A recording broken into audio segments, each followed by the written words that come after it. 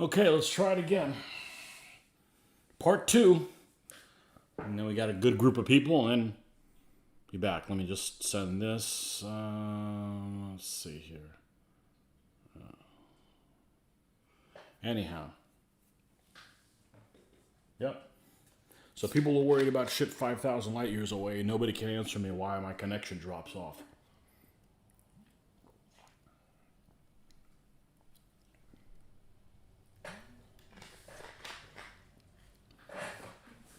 And it doesn't happen every time.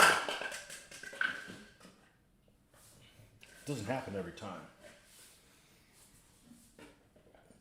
Something more frustrating when things don't work is when things work and then all of a sudden they don't work the next time. Then you try them again and they do work. Oh well. I didn't get a chance to say, hey, if I get disconnected, I tried to be optimistic and figure I wouldn't get disconnected. If I get disconnected, I'm still coming to come back on. So this might take 3 or 4 parts. I know one time, I think it was like 4 times, I think, on one painting session. And then sometimes I'll do it and I'm perfectly fine, you know. Anywho, here we are. The mysteries of the internets.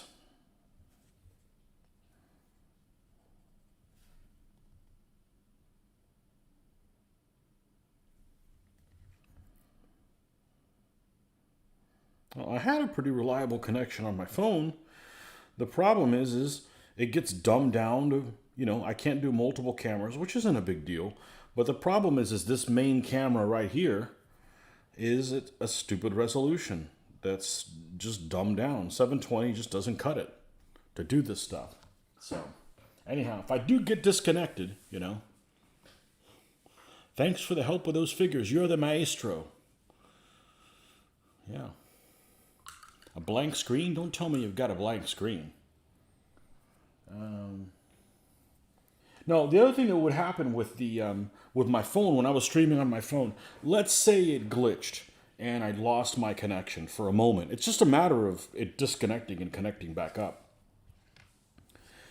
I can stay on there and continue streaming and there'll be buffering, okay? And it'll come back up. I don't have that choice here. It just will completely end my stream and I have to create a different one. So, if you see that I disconnect and I haven't been on very long, I'll be back on. If I've been on for like 8 hours and then disconnect, I probably won't be on, you know. But anyhow, I plan on being on here at least till 9. So that's the plan, which is another hour and 10 minutes. We're going to get some stuff done. You have a solid black screen. I don't know why you have a solid black screen. Maybe you need to go back in and go back on. This should be, and see if that burps it. Again, I don't have the solutions. I'm a painter, not a IT guy. If IT was up to people like me, you guys, we wouldn't have anything. Because I don't know how this stuff works. And just when you figure out how it works, they end up moving the football and change it. No, we don't need to do it that way anymore. That's why I don't get involved in these technology type things. Because you learn how to do it, and then a couple months later, oh, we don't do it that way. That's the old system. Yeah, well, the old system worked.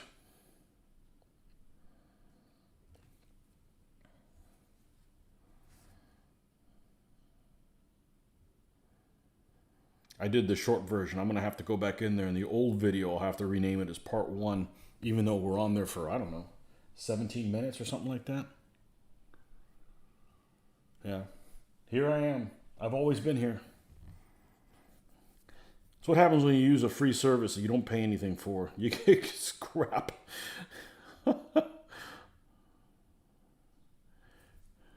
Hey, I'm just trying to get stuff done, so, you know.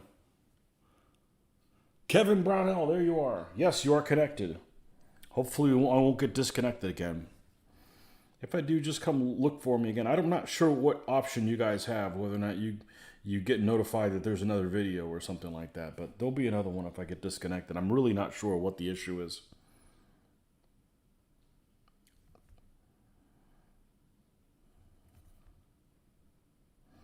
And you're probably not going to get the answer from me because I don't know. But yeah, that was fun looking up those figures there, Marco. That's what I do. That's what I'm good at. I'm not good at this Hey, why did you disconnect? Nope, wrong guy for that.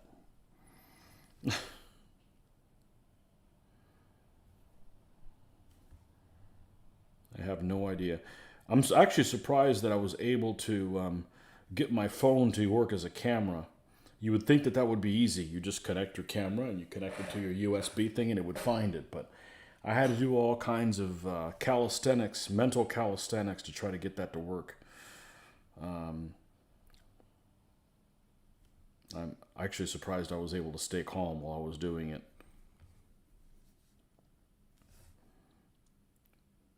You know, again, the camera couldn't connect to the computer. It didn't recognize it as a camera. I basically needed to give it permission to talk to it.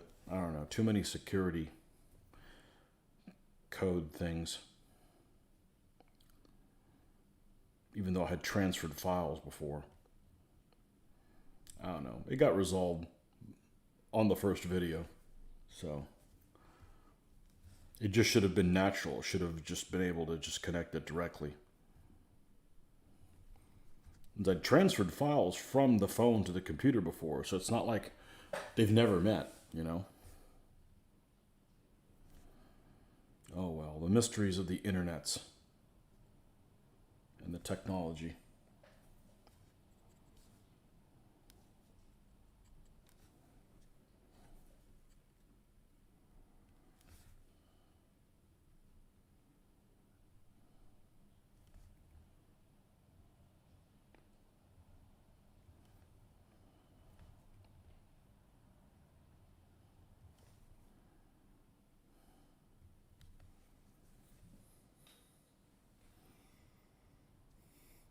Spot on. The link was great. Never found that menu on the site before.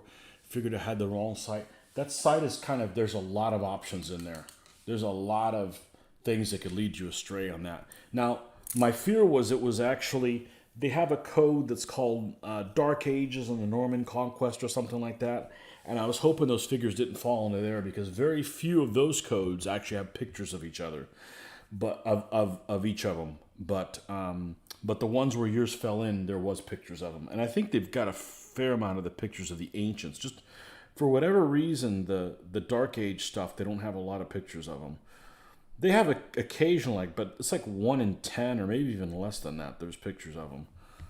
I don't know why it's so difficult for people that have figures to actually post pictures of their figures in the catalog so people can buy them. Now, the problem with Minifigs UK is, and I've ordered for them before, is I'm a fan of Minifigs. I am. I like their poses. I like the style they're done in. The problem with them is I've ordered stuff from them before, and some of their molds have not been refurbished. So you get figures with a ton of flash. But that's the only thing bad I got to say about them.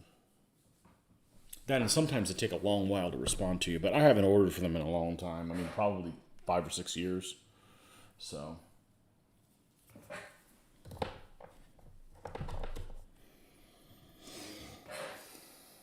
5 or 6 years, yeah, something like that. Why did you put that one down? It's this one that I need more of. Yeah, but that's what I do. I surf figures. I've looked at a lot of figures. Over the weekend, we talked about a fantasy setting for some of the games, and I pulled out this book that I've had since about 1986 that has a kid as a kind of a fantasy venue, and thought about, well, if I did 15s, what figures I would have. I'd never looked at 15 millimeter fantasy, so I got to look at some figures that I got to surf some figures I had never seen before, so I always like to do that. I was like, okay, well, if I did this, what would I use? Well, who makes that? And, you can't help but remember where you've seen things, and then somebody comes up and says, hey, who makes this? Although it's still a mystery. I think it's a total mystery. Nobody's told me yet who makes those spearmen that guard the Pope. I'm not sure what manufacturer those are that are in that army, so it's apparently somebody that there's no figures of them on the internet, because if there had been, then I would have seen them already. But there's still a few lines that are out of production or what have you that were never online because they were discontinued, say, before the internet was around. And therefore, there's no pictures of the actual figures for you to order from. But it's really unforgiving. It's unbelievable that somebody would try to sell figures and not have a picture of them. And they don't have to be painted. Just give them a black wash, or don't even wash them at all. Just show me pictures of what the castings look like. It's not that difficult. Now, there's a lot of things that are a lot more difficult than that when you're running a business. Like, following the tax code correctly. Or all that crap. All the stuff that I would never have all the reasons I would never have a business. All that stuff, when you're trying to make a profit, and on top of that, you're like, oh, well, you didn't know you needed to do this on Tuesdays in May. Like, well, I didn't know that. Oh, here's your fine.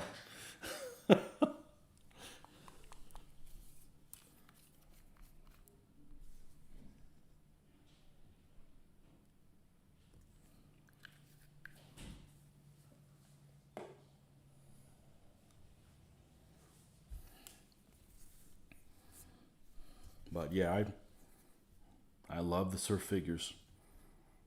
Now, I'm useless in 28s. I don't do 28s, so I couldn't tell you, hey, who makes 28s? Since I'm not in the know.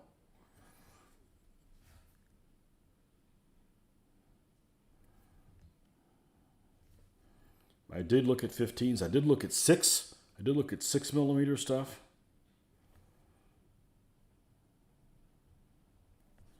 But I'm real good about, like, get a wild hair up my ass and then start looking at stuff and just never act on it. It's fun it's the thrill of the hunt to see who makes certain things.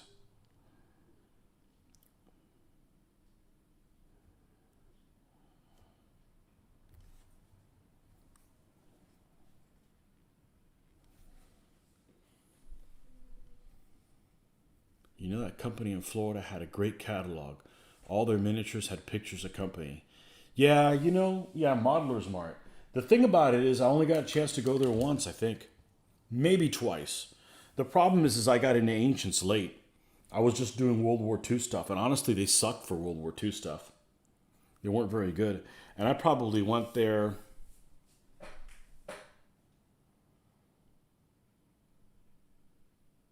$1998 was probably when I went there. Yeah, 1998.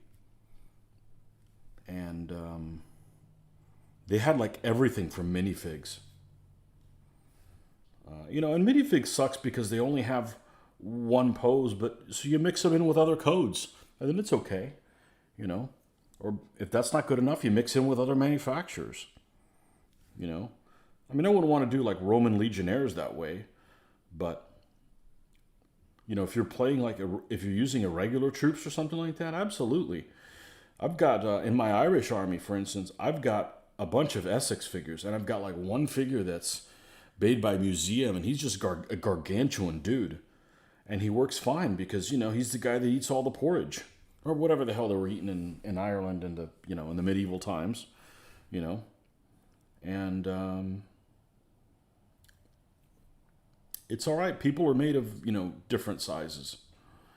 The problem you get into is if you're mixing like crossbow styles or something. That's actually probably the biggest problem that I've noticed is if you have like different styles of crossbows. Like Essex has very distinct shaped crossbows. I don't really care for them, their style that they're done in, but they are what they are. Do I have some here? Yeah, my crossbowmen from my Papal army.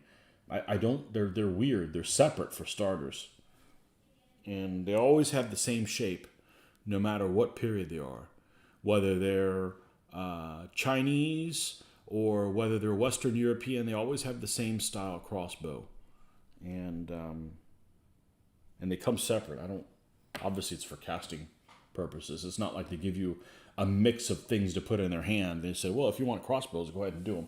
It's always crossbows. That's what they come with. They just decide to cast them separately. Okay, I'm talking my ear off, so I got to go get a beverage, so I'm getting dry. Be right back. Hopefully, don't get disconnected. But if we do, we'll be back on.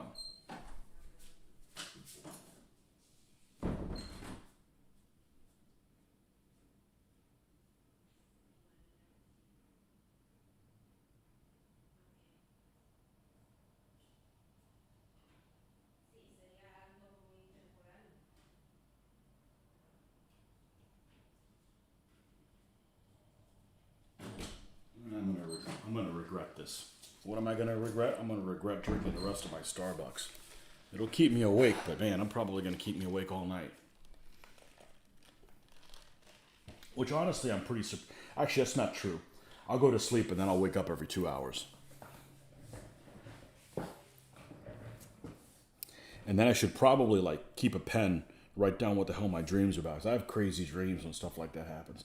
I think yesterday I had a dream about getting my windows tinted in my car. Because that's coming up. I talked to somebody yesterday about getting the windows tinted in the car. Wasn't what I thought about when I went to bed, but that's what the dream ended up being about.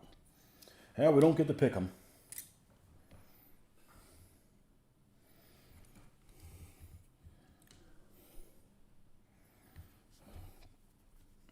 All right, this is the last guy here on the flesh.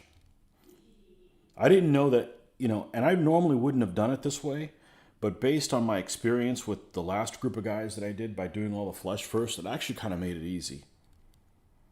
I normally paint one guy at a time, but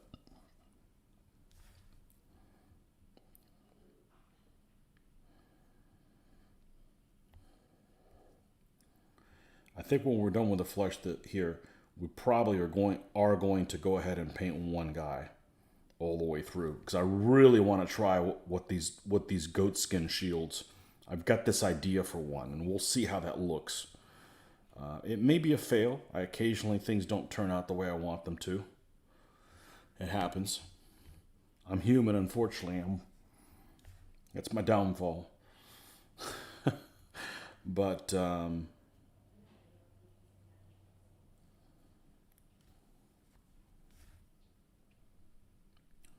got an idea, surfing some pictures. We'll see how it turns out. Wish I had historical dreams, but no, just weird dreams. Yeah.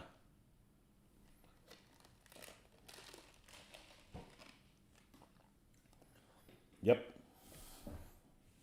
Yeah, you don't get to choose what it's about.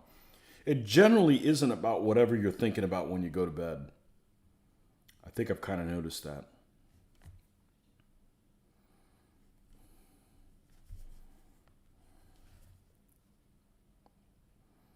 But who knows? I certainly don't think they mean anything. Oh, did we just totally miss an area down here with black? I'm not sure. Maybe not. So I was looking at 6mm figures. If I was going to do 6mm, I would probably prime in white, honestly, because they're just going to be too dark if you do them this way. I haven't primed something in white since the early 1990s. We used to use this Flocal Primer, which was like this really, really, really light gray. Really, really light gray. And I remember when you'd spray things with that, it came in a spray can. And it was like, what color would it be? It would be like this color here, but it was more of a bluish hue. This is kind of a brown gray. But it was still light gray. Like, maybe like something like this, but a little bit bluish. See how this has kind of a brown undertone, a little bit? Yeah, it's like that, but a little bit more towards the... what's the color I'm thinking about? Oh, I can't remember anymore. It's been so long since I've done anything model related, but that ghost light gray, that's something like that. There's a Flocal Primer. Now I remember you'd spray that stuff and you'd see all the little details that your figures would have, but that was before I saw some magazine article or something in the mid-90s that I saw somebody was basing everything black first, and I haven't looked back. That's what I've done ever since. So I like the fact that if I miss something, it's some little nook and cranny, and it's black and nobody can see it, But 6mm figures, yeah, I'd have to do that. But I spent Well, I'm still looking at them from time to time. I'm not going to act on it. I got too much going on here. You know, I got too many things I want to do for this to get involved in something else.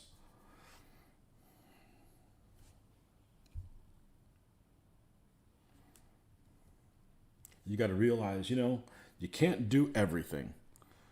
And as much as sometimes I want to paint other periods and stuff, I'm going to get my use out of these guys.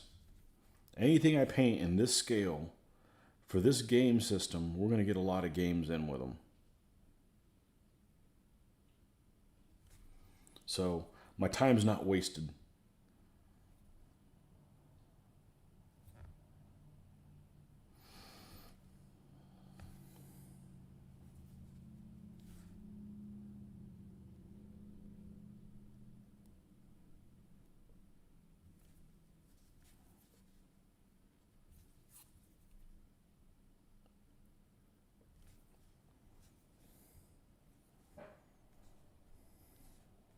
I mean, I can't imagine building a model, spending however many hours working on a model, and you put it somewhere and you never do anything with it. I mean, that's like, you mean people used to do that? Yep.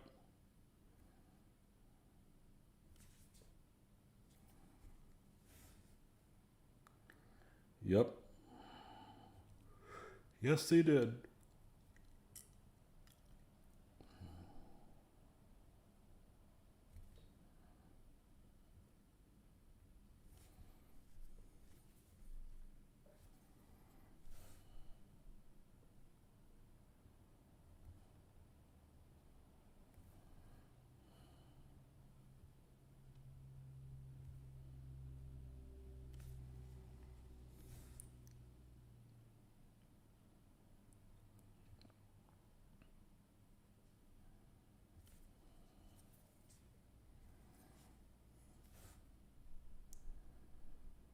But one of the things that's kind of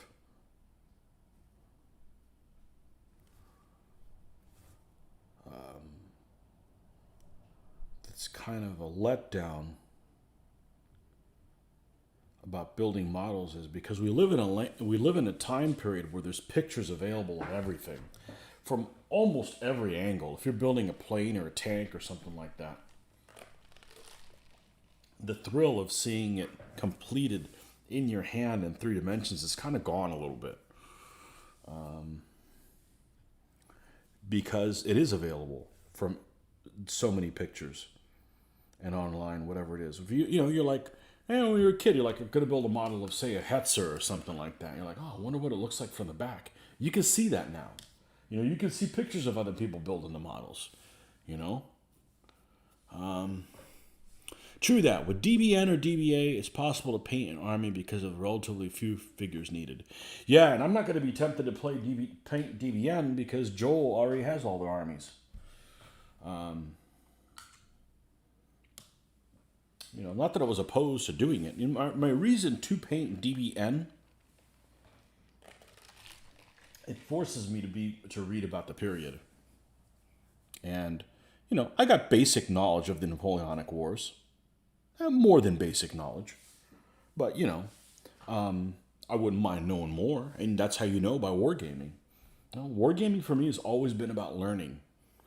You know, you can't help but learn about things. So, it's cool to learn. But Joel has all the DBN armies now. I think he's Russians, French, British, Austrians. That's what I'd do, my Austrians. That took such a liking to that army after we played that Napoleon in Europe game, and I volunteered to take the Austrians, and they just wiped the frickin' floor with everybody. This is hilarious. I had the luckiest frickin' die roll, but those guys were unstoppable. So I got a soft spot for the Habsburgs anyways, so that's a good fit for me.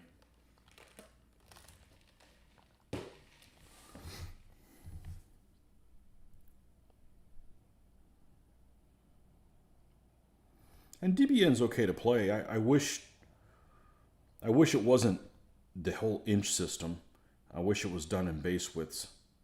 Because after you've done the base widths for a while, you're like, man, I don't want to go back to that other thing. Things become really immobile. They just don't feel like they just move any distance at all.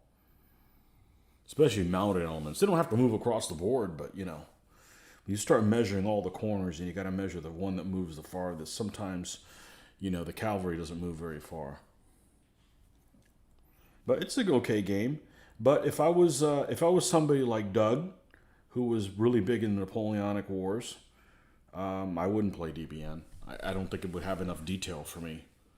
You know, and maybe after playing it for a while, I'd want something that would have more detail than that. You know, I am hooked on the whole idea that, you know, you could finish a game in an evening.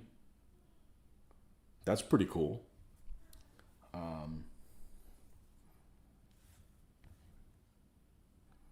But to be honest with you, these small armies, the big appeal to me is that it forces everybody to kind of play with their own troops. Like, oh, I'll bring my army and we can play with that. And, you know, that's the whole reason to collect. Like, if I'm going to play a game and everything's already made for it, what's the incentive for me to go out and get my own? You know, when I first started wargaming, we were playing a lot of Sea Creek 4. And we go to shows, and they would be running Sea Creek 4 at the show. So I would show up with all my ships, and I didn't have that many, but, well, eventually I did. But, you know, I'd go to a show, and I'm like, they'll ask, like, what size you want to play? And here in the U.S., everybody plays 1/2400 scale, at least back then in the late 80s, early 90s. That's all everybody would play was 1/2400 scale, pretty much. And, you know, these guys, I'd be like, well, what ships are out on the field, you know? And that would determine which ones I'd play, because I would show up with my ships and say, well, I have that one, so take your miniature off. I'll supply my own miniature and play with my own miniature in your game. You know, so if there was a game that was... well, like I went one time and they were playing a game with... it was a game that... It was like a Bismarck escape type battle. Campaign. I don't even remember how we did it. But anyways, they had the Rodney on there. One of my favorite British battleships. So I'm like, I got to model a Rodney. Put mine out there. And it was fun. I got to play with my own figures. So it's a natural tie-in for me to paint my own things and play with my own things. You know, that's the whole reason for me to even collect. You know, the other alternative is you just supply everything for everybody, and then you got to worry about people damaging your stuff or walking away with it. And I stopped going to shows in 1996 because I had a bad experience with a player. It wasn't one of our local players. It was just some random guy off the street. He was a dickhead, and he was ham-fisted with my miniatures. So it's like, that's two whammies right there. You know, and I'm like, you know what? I'm just not going to go to shows anymore if this is how people are going to be. And I didn't for about 5 years. And then when I went back, I just did other stuff and didn't run games that supplied all the figures. But it left a bad taste in my mouth. So now, if you're moving your own stuff, you know, you generally don't have a problem with somebody destroying your own things just by being, you know, careless. It's the people that don't have figures. If you have figures, you can grab somebody else's stuff and you know how to pick them up and respect for it and that kind of stuff. But, you know, back then that just kind of left a bad taste in my mouth. And also, you know, if you're playing one of these DB games and you're dealing with somebody that you don't enjoy their company, in about 50 minutes, it's over with. You don't have to see him again. You know, it's not like you're stuck with him with a 5-hour game, you know. Did you compare your my papal spearmen to Khorasan 13th century spearmen? No, I looked at Khorasan's 13th century stuff. The problem with Khorasan is they showed up too late. If Khorasan would have come on the scene 10 years earlier, I'd have more of their things. The problem is they showed up too late by a time. I've got too many things I've already either been given or gotten at flea markets or purchased on my own. So I actually do have a couple of things on the list to get from Khorasan that will supplement things I already have in other armies. But I'm not going to be buying an army completely from Khorasan because it's too late. I have too much lead already, you know. And but No, I haven't seen their third. I'm perfectly happy with the Spearman that I have. If I wouldn't, I would have just. I'm not going to use figures that I don't like or I don't think they're appropriate. You know, I don't. I just don't care if they're old school. You know, if they're old school, it doesn't matter. I actually get a kick out of painting these old school figures that people don't give them a second glance because they turn out okay. You know, these papal figures I used are really old school tabletop games type figures that tabletop games. I don't know. I don't know when they went out of business, but I know the molds are now run by alternative armies. But whenever they went out of business, I wasn't doing ancients yet. I've been doing miniature gaming since about 1986, but I didn't do anything that wasn't World War II things until 2004. So Romans or any of that stuff, I just didn't. I just never did it before DBA. So mainly there was nobody in our game group the day Ancients and Medieval. It was all World War II stuff. Or American Civil War, which, I'd rather go to work than play an American Civil War game, just about. Just a period that doesn't interest me at all.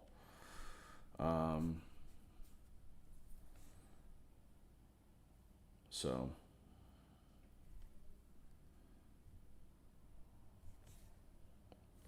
All right, let's lighten this guy up a little bit.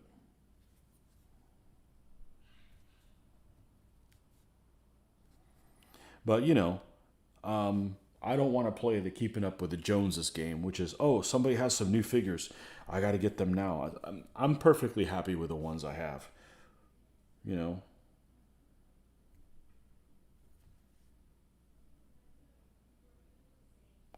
besides, you don't need to see me paint figures that look awesome. There's already pictures of them on their website doing that.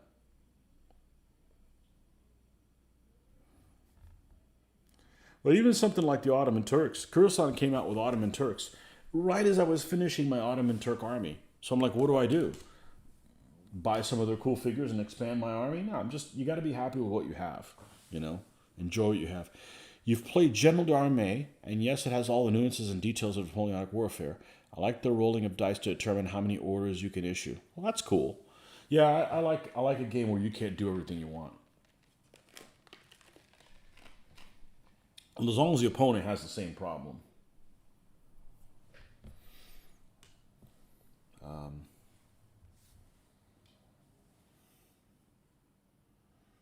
Mr. Skylab, welcome.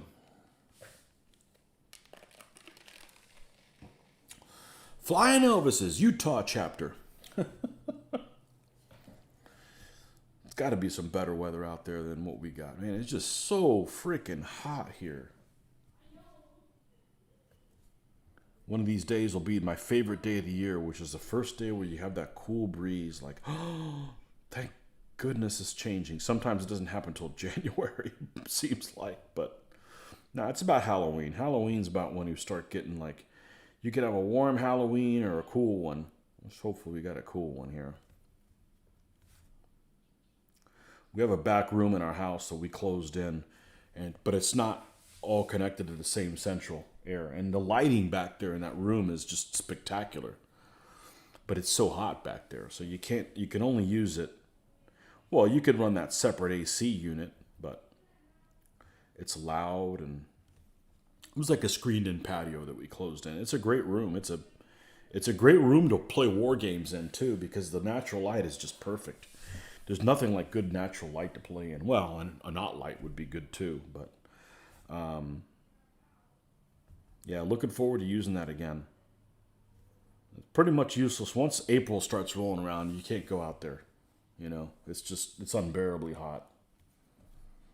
So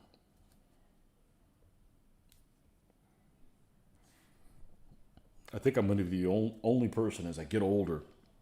Actually, as I've gotten older, I've become more intolerant of the heat. They say that when you get older, you start getting cold all the time. I don't think that's going to happen to me. I think I don't like the heat. So if you've noticed, I haven't had any gameplay videos last 3 weeks now. I don't want to go and sit in the hot shed after I've been in a hot day at work all day. That's a big part of it, actually. That and I need to get these guys done. But I mean, once these guys are done, yeah, we got games to play with these guys, and the Pope will keep us busy for a while. So I'll go back over there. But man, I look forward to coming home and showering and just like not being hot the rest of the day. It's cooled down a bit here, but we're still being smothered by the smoke drifting over from the fires in California. Would you believe I didn't know California's on fire again? I don't pay attention to the news. Why? Well, let's see what they're going to want me to be scared of these days. Because in reality, the orders wouldn't be carried out for one reason or another. The messengers might be wounded or lose their way, etc. Well, the other thing is that when you're thinking about a game like DBA or something where you can't do all the orders, it's not that you can't do everything you want. It's that you only get to do a certain amount of time before the other side gets to react to it. So, you kind of don't know how long of a period of time that could be. I don't know. That's how I justify it anyways. There's a really good, and I've talked about this before, there's a really good set of computer games. They're available on the console as well by a company called Shenandoah Studios. And they were part of Slitherine or something like that, or they got bought by Slitherine. But they came out with a couple of games. One of them is called Battle of the Bulge. Go figure. I wonder what that's about. And the other one is called March on Moscow or Race on Moscow or something like that. And they're a counter type based game, but it's not in hexes, it's in zones. And they're kind of pretty restrictive as far as stacking. You can only have 3 units maximum each zone. Each unit represents a divisional sized unit. So if you're doing a Battle of the Bulge scenario, you'll have one counter that's like the 12th SS, another one that's the 1st and the 6th Panzer Division and stuff like that. 101st is one counter, that kind of thing. They're not subdivided in other units. So it's really basic, but it actually goes into, you get to make some pretty cool tactical decisions on it. And every gameplay is different because you get to activate anybody in a zone and do whatever you want. So you could, like, say these 3 units are in a zone, so you get to move them whatever you want. They may all go to the same place. They may go to 3 different places, and if they attack, you do their action. So that happens. And then an unspecified amount of time happens before it's your opponent's turn. So it could be 30 minutes. It could be a couple of hours. So you kind of have to prioritize what you want to activate each turn. So again, it's like a system where you don't get to do whatever you want. And it actually works really well. I recommend those games. They're available for the PC. They're extremely cheap. Might be like $9.99 or something like that. They're worth every penny. I've played the hell out of them. Never against a human opponent. That would be fun too, but I really like them. I don't mind counter board games. I just don't want to play them as a board game because it just takes too long to set up and you could be playing things wrong. The fact that you're playing it on computer, it keeps you from playing it incorrectly. Hopefully, unless there's a glitch or something like that. There's a bug in it and allows you to move things farther than they're supposed to. But yeah, I'm not opposed to counter type board games. But that has that interesting mechanic that you have a random amount of time that passes. So you don't know how many turns you're going to get in a per day. And and the scenarios will last like 8 days or 4 days or depending on what the scenario is. They're really cool games. So, unfortunately, they stopped making them. They actually made 3. They made one that was in the desert, too, with Rommel at basically Alamein. And I got it originally first for the iPad. And just before the 64-bit apocalypse came, what was it, version 11 or whatever the hell they had, and all of a sudden none of my games could work anymore. Talk about a screwing. But they came out with the other 2 for the Xbox, and I played the hell out of them on the Xbox. Never came out with a desert one. Although I think I've heard reviews that it was the least fun one of the 3. But I would have liked to at least be able to make that decision myself. But Anyhow, if you have that on your iPad or whatever and it works, don't upgrade to the latest system. It won't work anymore. But I highly recommend those games. They're fun. And they look good. That's the, you know, I don't mind a board game as long as it looks good.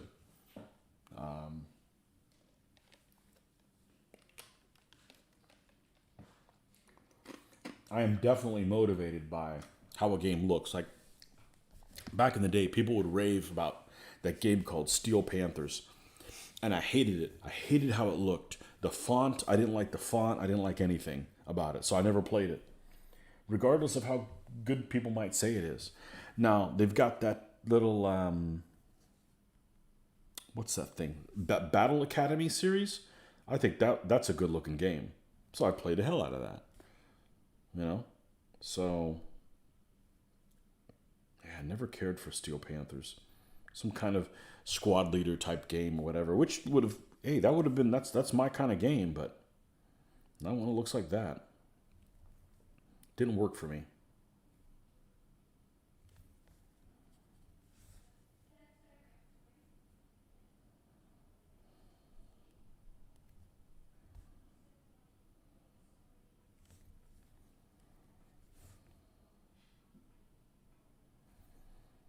Didn't work for me. Okay, we pretty much done with him now? I think so. All right, we need to do one of these guys' battle sarongs here. So let's do that. We want to get to the point where we do this goat shield and see what we got going on with that. All right, so let's get our off-white colors. I almost need to wet this, but we're going to let it ride. All right, let's start off with this one first. 42 minutes and haven't been disconnected. Maybe I won't get disconnected again. Let's see, if I get disconnected now, I'll still connect back up. So look for my feed. All right, we're going to use this color. And let's just keep this one basic on this one. So we're just going to grab some black. We don't want it that wet.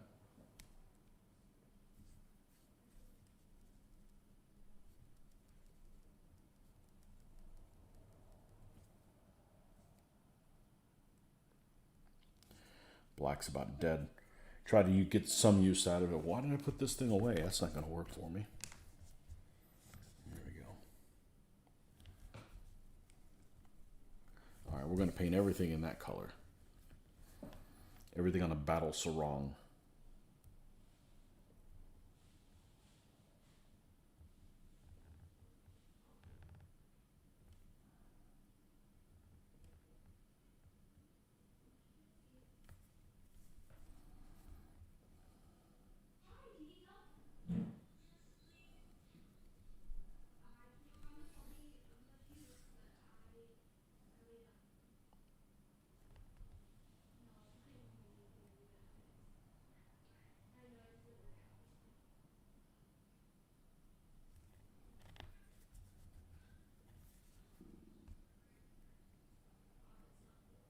Okay.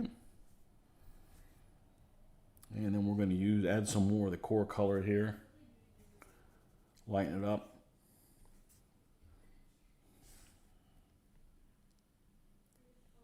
Where are you? Too big. That's too big.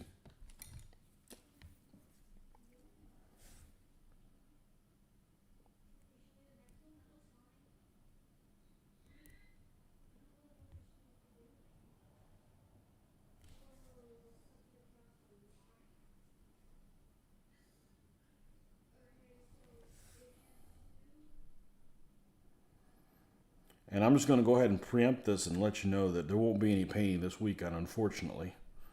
I'm going to be going out of town. And more reason to paint during the middle of the week. I won't have the Saturday and Sunday extravaganza to fall back on. Because we do need to get these guys done about by the 24th or something like that, before the show. So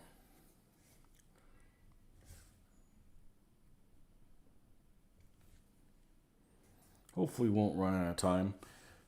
But hopefully I'll get far enough along with these guys that I can't back out. So after the fast blade, we've got a chariot to do. We've got a command chariot to do. And then we've got a couple of solid auxilia. Or fast auxilia. Although I'm going to use the figures, I think, as a solid auxilia. They've got a little helmet and some shields, so it makes them look a little bit more like solid auxilia than the fast ones. But if we don't get around to doing them, well, then we don't get around to doing them in time for the show. Because I'm definitely going to run the army. There's an event that I have to use these guys for. Is I have no other army that will work for it. And that's what our Bronze Age beat down.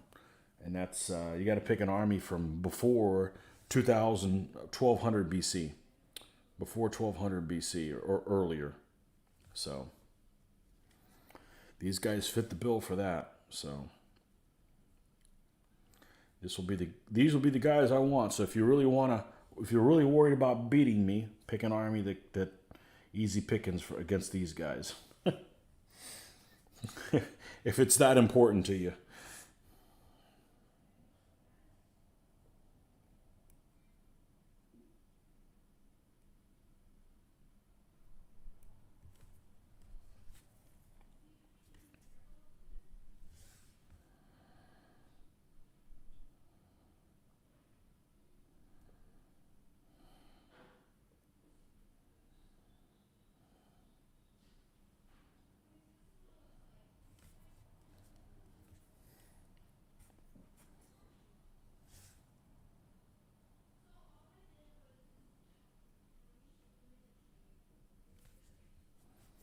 All right, we got some new white. We do. Okay, let's put this here.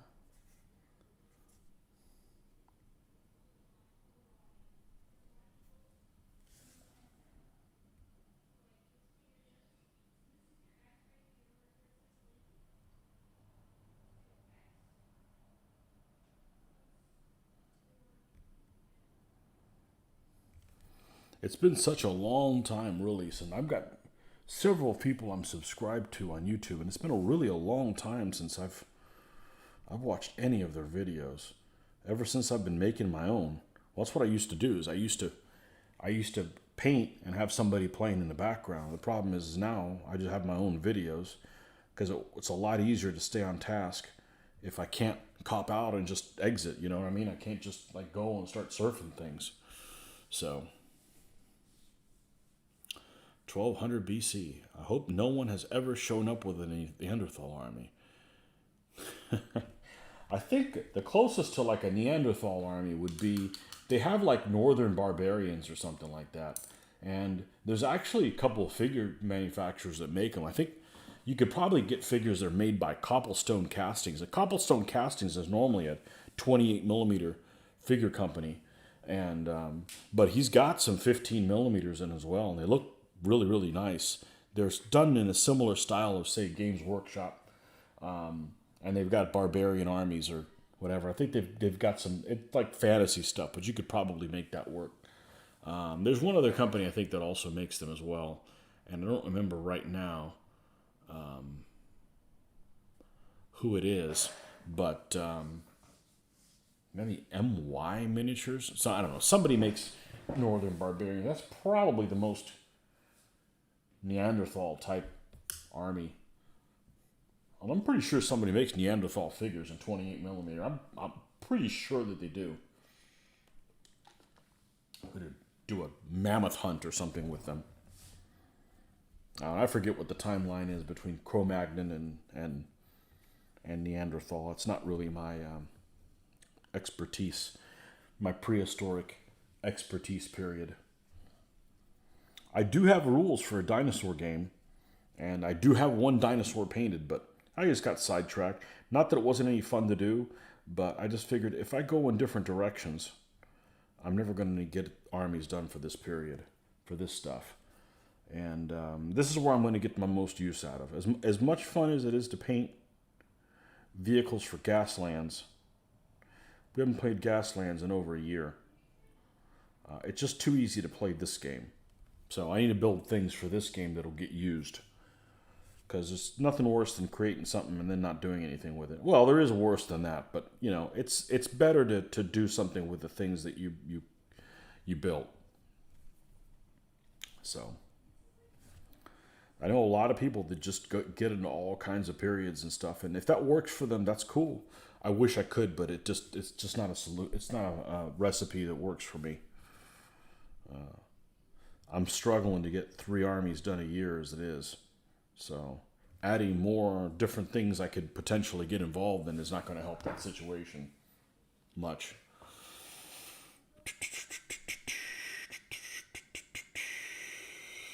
Prehistoric. Tony, anxious to see what you're going to do with those shields. I've got 32 of those guys to paint. Oh. Well, hopefully I can get to it tonight. I hope so. But I want to get everything done on the figure. We're going to use this guy. We're going to finish this guy all the way up. Because I don't want to do the... Normally I would do the shields now, but I don't want to be discouraged by how it looks when you're not going to get a true view of what it looks like because everything else isn't done. So I should be able to get to it. I got an idea. I don't know if it'll work. And the nice thing is if it doesn't work, it's real easy to fix. So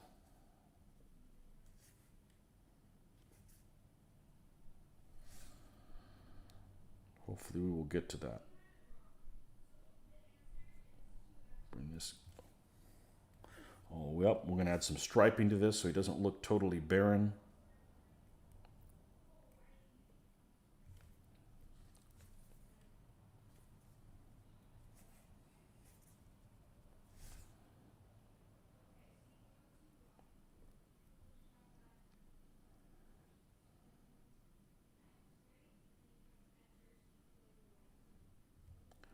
Educated guessing. That's what a lot of this stuff is.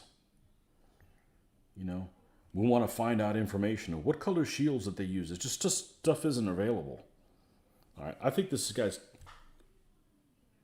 done pretty well. Again, it's going to look better in person than you guys it is for your video there. It's just one of those things that...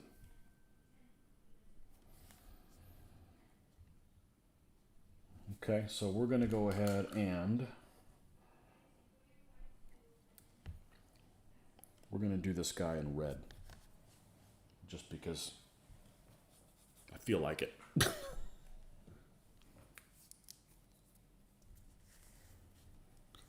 Neanderthals.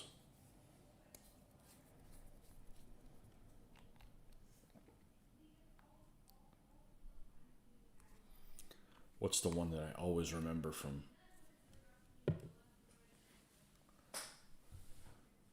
The one I always remember from anthropology class.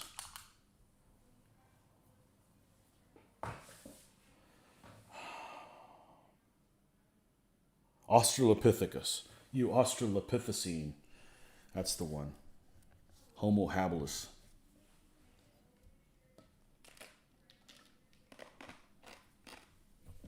Yeah. I took that class as an elective because the teacher was really cool. He was a really cool teacher.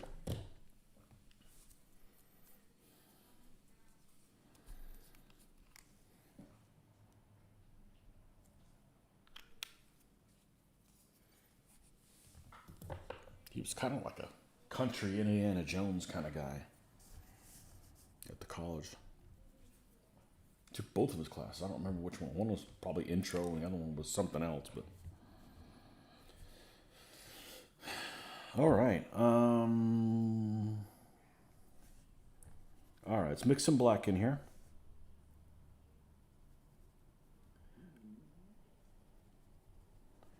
All right, let's trim. Let's not do it on the edge. Let's leave, as I like to say, a little bit of meat between the color and the edge of this sarong. Okay, so we're going to come around here.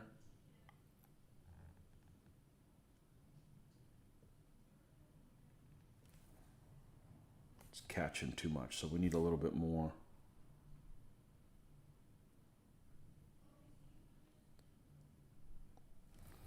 Lubrication, as I like to call it.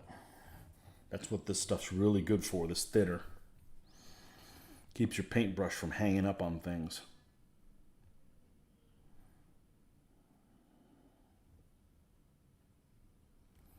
Australopithecus africanus.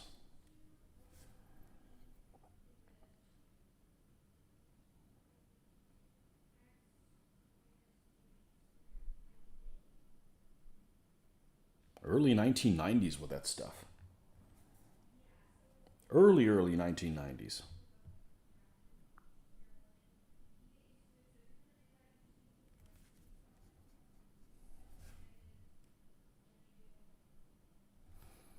Okay, it's just a little bit of trim there. That we're going to pop that out with some brighter colors. Let's come in, let's add more of the core color in here.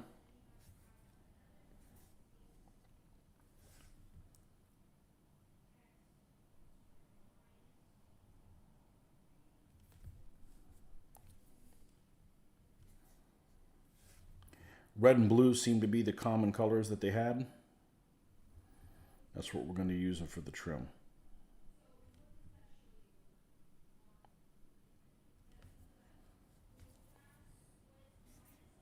And I don't want it too bright, so I'm going to add the white now. I don't want these guys walking around with these bright red colors that just wouldn't have existed.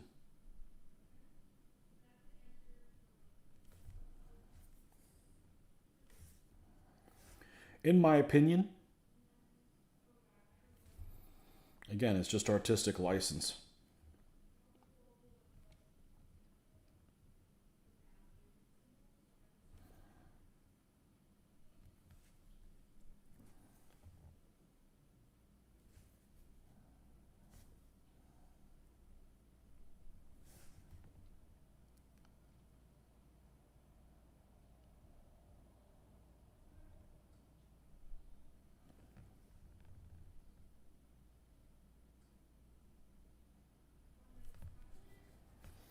Put some little dashes in here like there's some kind of a detail on a pattern.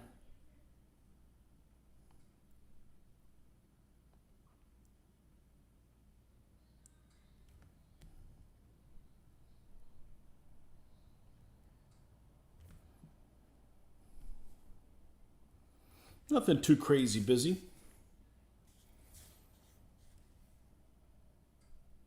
Probably can't even tell. All right, let's move on to his sickle sword. Okay, now these are bronze weapons, but if you just use bronze, honestly, to me, it doesn't look good. It just doesn't look right. Looks like you've done something wrong. And I've seen other people do completed versions of it. It just doesn't work for me. So,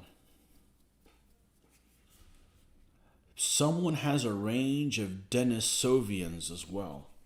Watch your mouth. I have no idea what that is. I have no idea. Geez, I can't know about everything. All right, so we're going to get some of the I believe it's called bronze. Vallejo bronze? Yeah, bronze. Yep. And we're just going to grab this iron breaker. Let me grab the one that has the mixing ball in it. There we go. And we're going to make our little mix.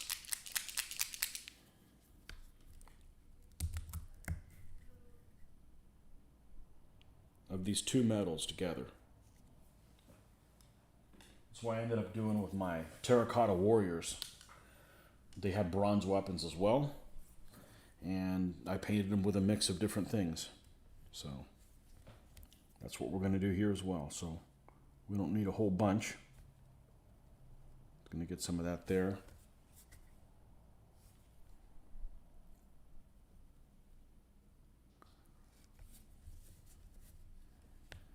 And do this sickle sword.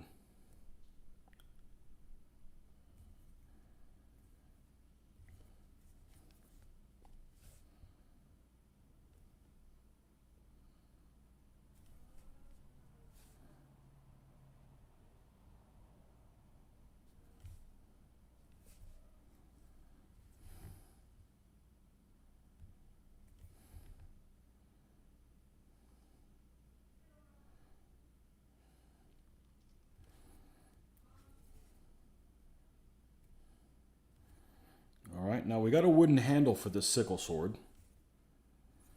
And I don't want to use a dark type wood because I want it to pop from where his hand is. So I'm going to use the same wood that I used on the javelins for the javelin men. Okay? Because for starters, these guys are in the desert, so this stuff would all the moisture would get out of it in a heartbeat. So I believe I used buff. That's correct. I used buff, so that's what we're going to use as well. Hey, if we don't like it, if it doesn't look right, then, it doesn't look right. I'll change it. But I liked how it turned out on the javelin, guys. So, I just want it to be a light type color. So it'll pop away from the skin of the figure. Because he is holding it, so. All right, here's buff. Let's get some black. Put that here. Buff here. It turns into almost like a dark gray color.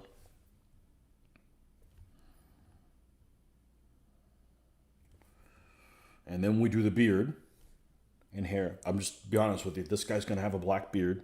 Keep it simple. Most of them are going to be that color beard anyway, so there's no point in trying something.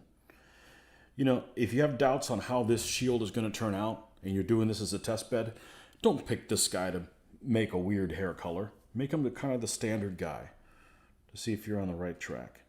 I'll be honest with you. I'm confident that the shield will turn out fine. But I don't want to discourage myself because, I've got to stay motivated to paint these other guys. All right. So we've done that with the base color. Let's add a little bit more buff.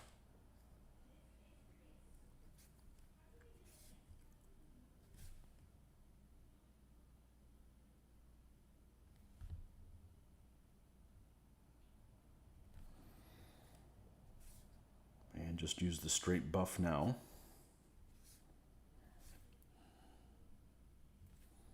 It's too thick.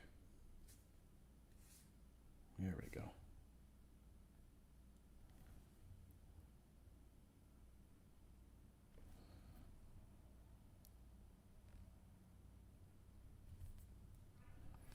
And a little bit of white.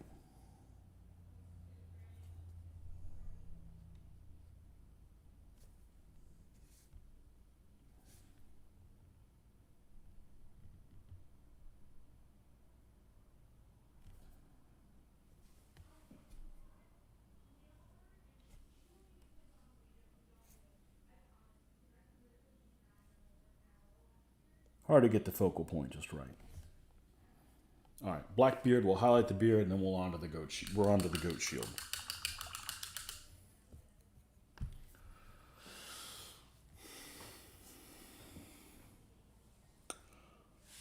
Did ancient Chinese and Japanese use chariots? Chinese definitely did. I don't think Japanese had them. Nope, I agree. I don't think they did. I'll be right back. They didn't have mounted troops for a while.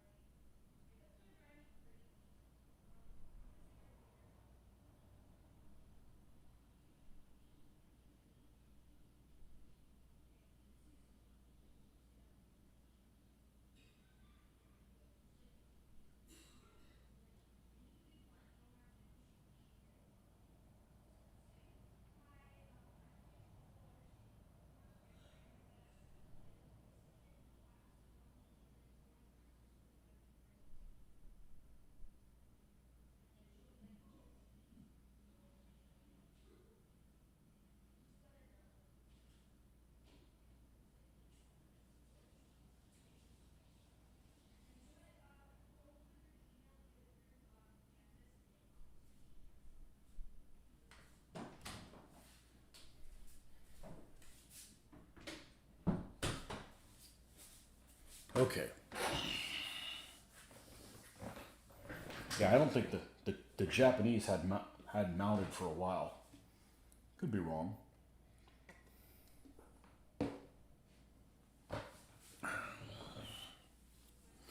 The early list for the Japanese, what is the Kofun Dynasty stuff, and the 300s and stuff like that. I don't believe they have any mounted in their army.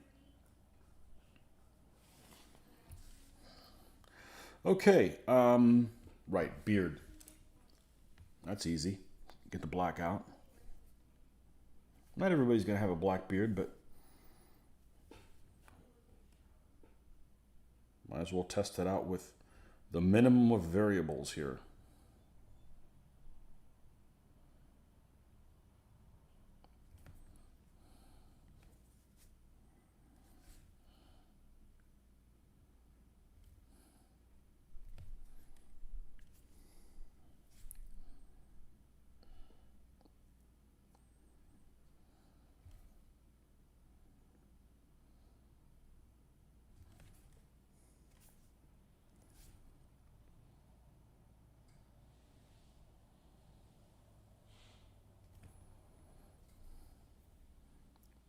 It's the problem about these book one armies that I don't find particularly exciting is that so many of the guys, not only are they damn near naked, but they have no headgear either. So they just all end up looking like they're the freaking same. So you got to do something to kind of distinguish them from each other, because if you have two armies of the same similar neighbor periods, how do you tell them apart from each other on the battlefield? I mean, you know, as the miniatures wise, you know, how they did it in real life, who cares? It's not your problem, right? I'm just saying that, you know, you need to, how do you tie them all in together? So we're going to just use a little bit of white here. Add some highlighting here.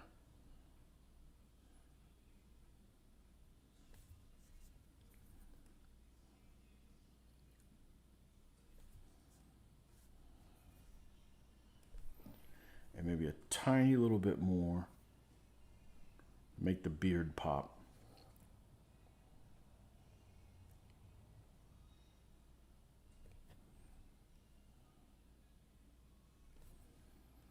This guy's beard's a little bit grayer than his hair, kind of like me.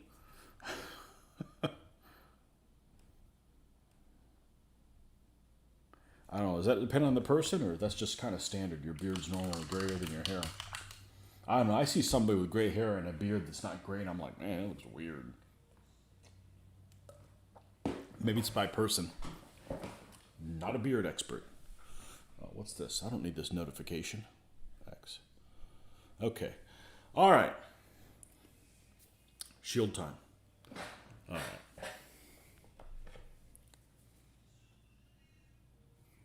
Too bright. Just bear with me until I find the right color. And there's going to be lots of right colors in this. So these are all goat skin shields. So I did a search today on,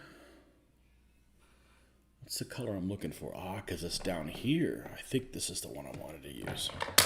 Oh man. Don't you hate when you pull one thing out and four things fall? My Athenians shouldn't be there. Those separate Athenian figures. I need to move them and put them back in a hole somewhere. Alright. Oh man, this color is almost the same as this other one. And this one's watery as crap. Of course, it's got orange in the name. Where did I put that last one? It's this one.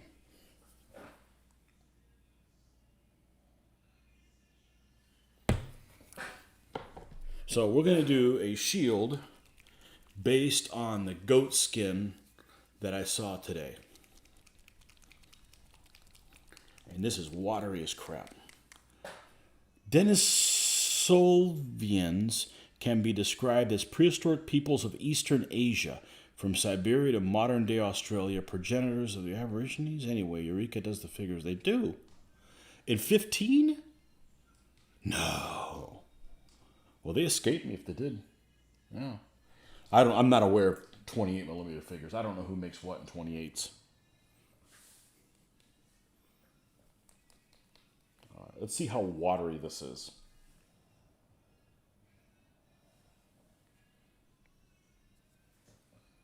Okay, now we're not going to paint the whole shield in this color, which, by the way, on the camera looks like damn near orange. Okay. So the first thing we're going to do is we're going to add black to this, of course.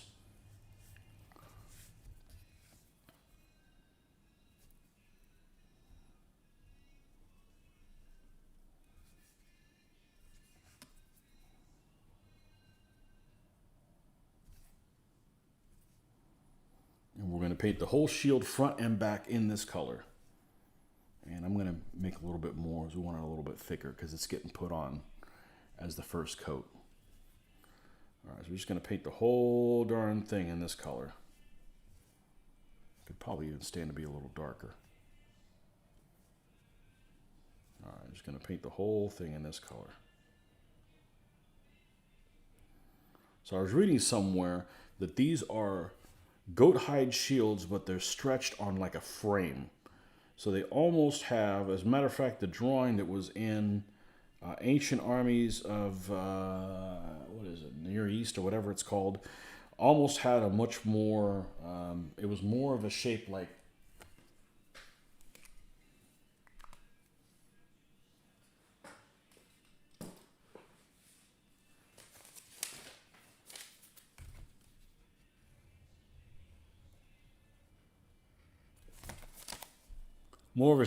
that, okay? Almost like you could see. So my intent is, this would be like one leg of the creature, this would be another leg of the creature, this would be another leg of the creature, this is the other leg. So what we're going to do is we're going to do a pattern that has as goat, that's this, and we have a dark center thing where the coat of the animal is dark, okay? And then it'll be lighter on the edges here, just like a coat is. So we're going to do this brown type color here, a dark center and lighter on the edges, and we're going to mess with that and see what that looks like as the first shield. Okay, they're not all going to look like that, but this one's going to be that way. It may look terrible in practice. I may not be able to pull it off. That's fine. We can repaint them as something else.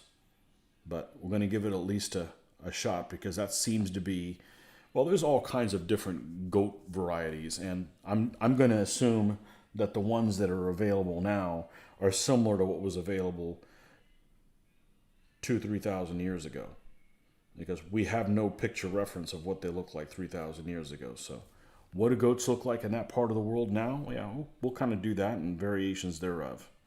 So that's what the plan is. All right, so we already have the dark version of this. Let's see if I got something else in me. 25 millimeter, okay. That's why I didn't know about them.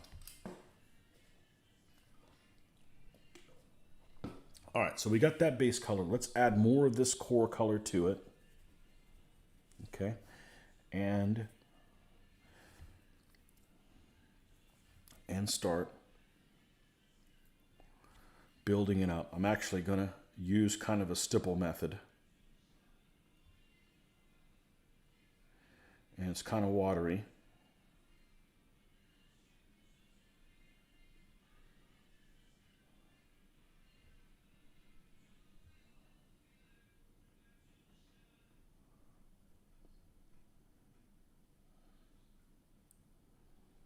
See if I can get away with just leaving this color as the center ridge.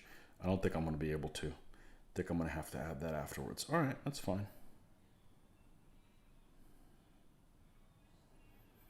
That's what my plan was anyways. I may not be able to do what I planned on doing.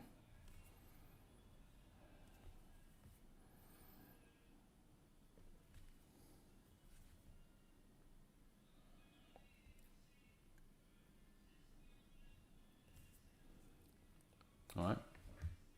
Not much to see here. All right. Let's lighten up a little bit more. What's weird is the very center of what I'm doing is going to end up being the darkest part. And that's kind of really weird. Like, my painting style is very strange that a lot of creatures, like say deer, have the underside of them a lighter color than their coat at the top of them. And that's kind of like counterintuitive because of how I paint shadows. So it might actually be something that doesn't even look right. by the time I'm done with it. So I said I'm willing to, I may have to punt on this one, but I figured I would give it a shot.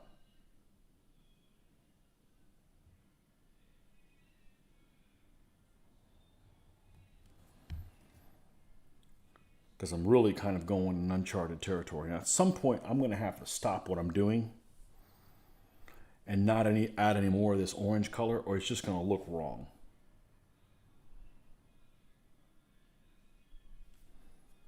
And I may be at that point right now.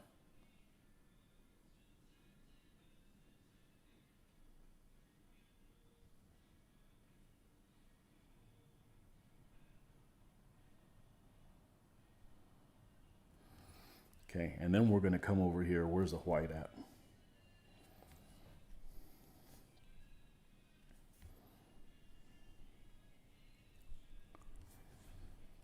And then we wanted to do the lighter color here.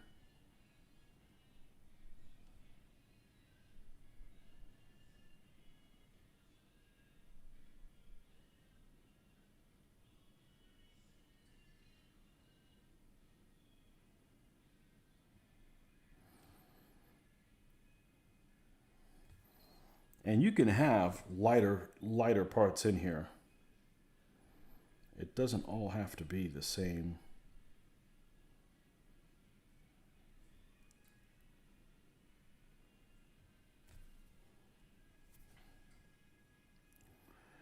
But that's why I wanted to do this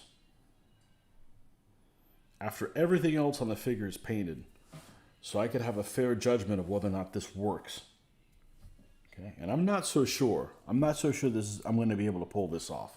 It may not look right. So we're going to come back and we're going to do the center here.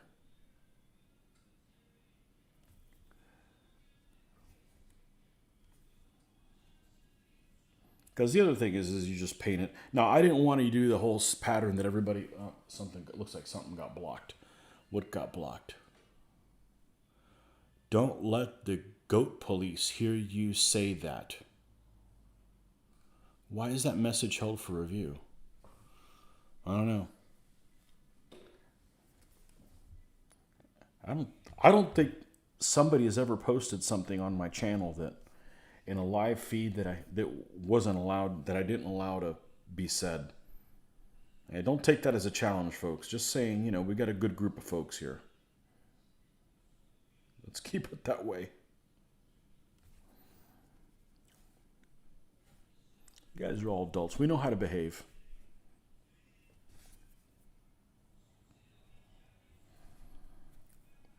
We know how to behave.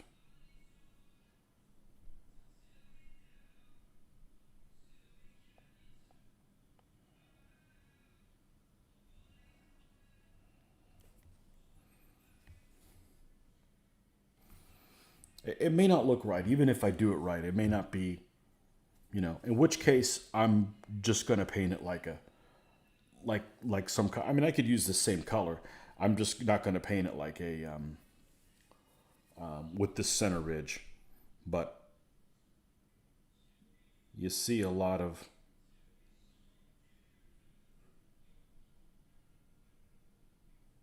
these things with this type of pattern.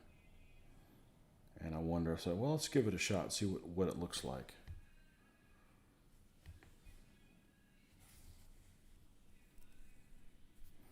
It's not really doing it for me.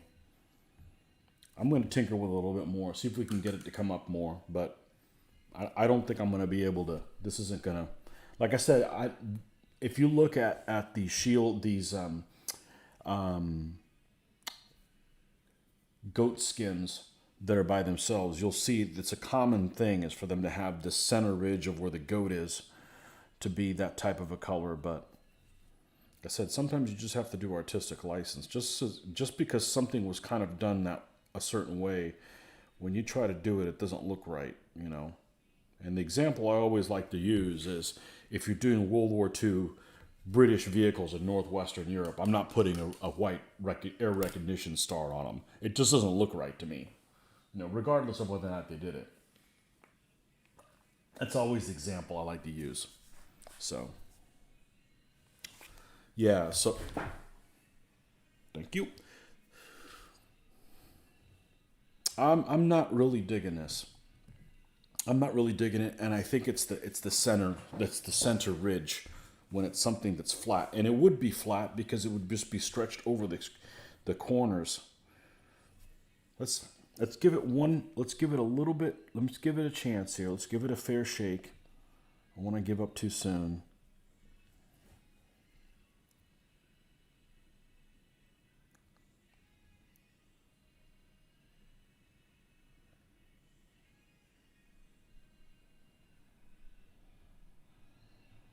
Let's not give up too soon.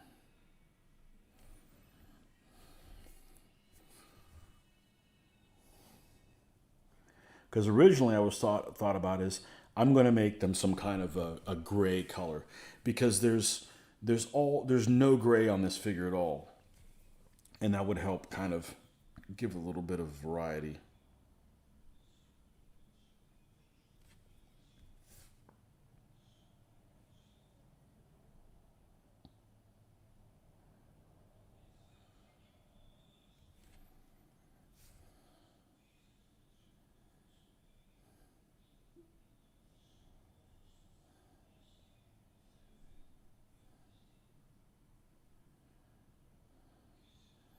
And that's why I wanted to do this after the rest of the figure was done. So it wasn't a, well, you didn't get a right look at it because you couldn't compare it to the rest of the stuff on the figure. Let's take a look at, let's use this.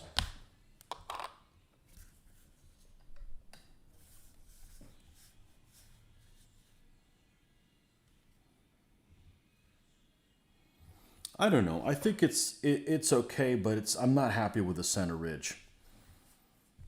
I'm not happy with that center ridge. So what I'm going to do is we're going to keep everything the same. Let's ditch the center ridge. Okay? Regardless of whether or not that is accurate. I like the idea, but colors seem too dark for goat skin. I think of goat skin as gold. Well, there's all kinds of goats. There's black ones. There's, there's one there's almost the same one as this. So let's ditch. Let's do something. Let's do something. Let's punt on this. All right, let's go and get. Let's see. I don't like the center ridge at all, regardless of whether they had it or not. It's just not going to work. Not going to work for my vision of it. So.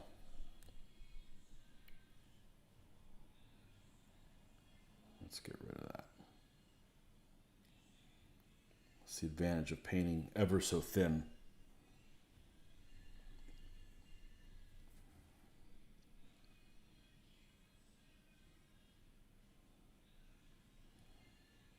I think we're just going to. Now, I don't think I'm going to use this color, because the color, no matter what I do, is going to be too similar to his skin color. So let's mess with gray. Okay. Yep. As we can see, this isn't one of these channels where nothing goes wrong.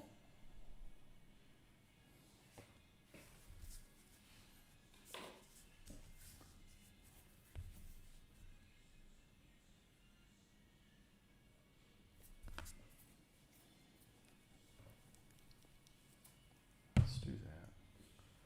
Let's get.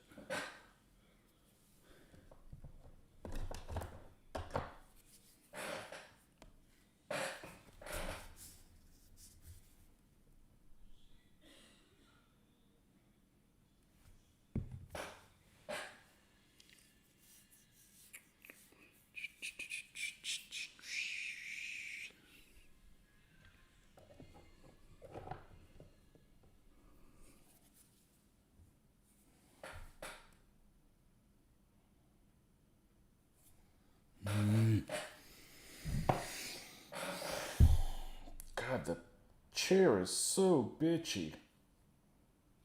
Let's try this. What do you say? Maybe light yellowish tan. I don't know. I don't want it too light in color. I don't want it too light in color. We'll see. If not, we'll just we'll give up and start painting a book 4 army. Oh man. No, but the goat skins are in all kinds of different colors. You know. I don't. There's black ones too. I don't like the center ridge though, so I'm definitely not going to make it look like it's part of an animal. From the standpoint as, you know, portion of an animal's skin doesn't really work for me. We're not going to paint the black. We're not going to wait the back. We're not going to waste our time painting the back of this. We can always come back and paint that afterwards. All right, so we got this whole thing in this color. So we're gonna pick a pattern. Now what happens, just out of curiosity, it's probably going to be really gray, if I start adding gray to this color? Interesting. And adding white to this color.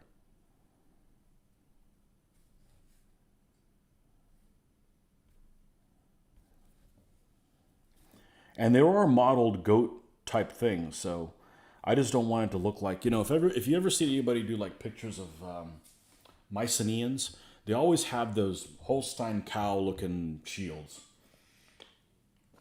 I don't want to do that. I don't want to do black and white. You know, I want to do some kind of modeling in between. Well, let's just see. Let's mess with this a little bit. But you could hardly even tell anything.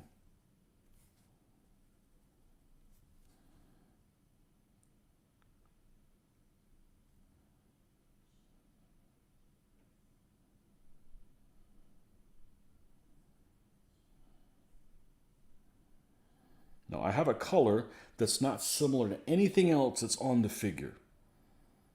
And the reason for that is it'll pop out. Whether I like it or not is a totally different matter, but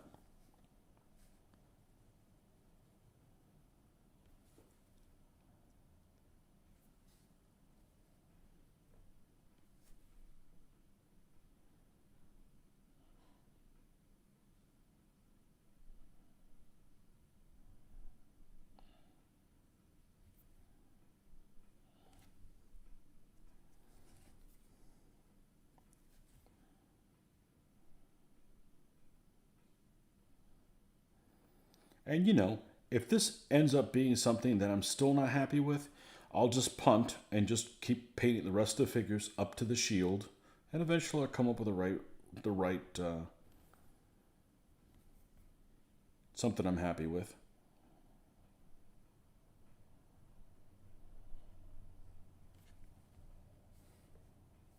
The problem I'm having is it's too thin, too little paint.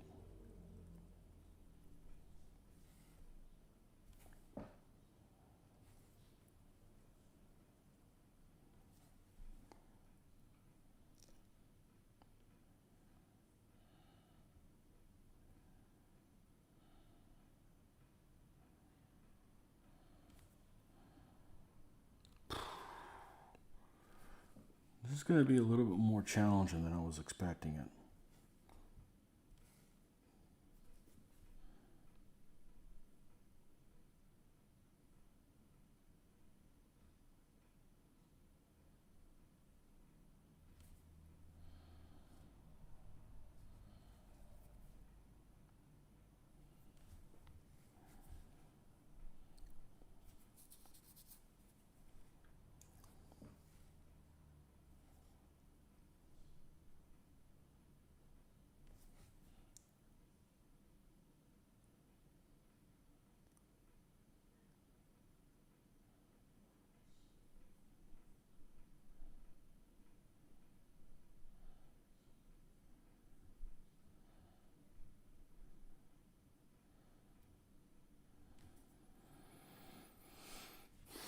Okay, it's getting better.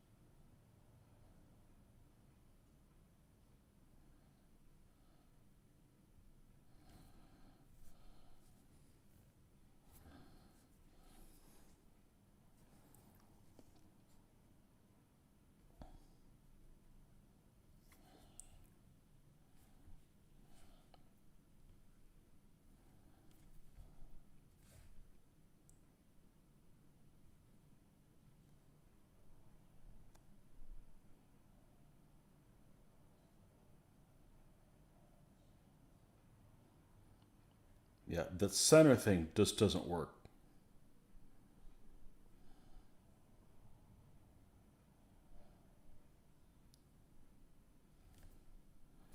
Okay, now we're getting somewhere. Well, not with this thing not focusing. All right, now we're getting somewhere. All right, first of all, let's get rid of this. We've got this paint clumping on the edge here. It's something I never do.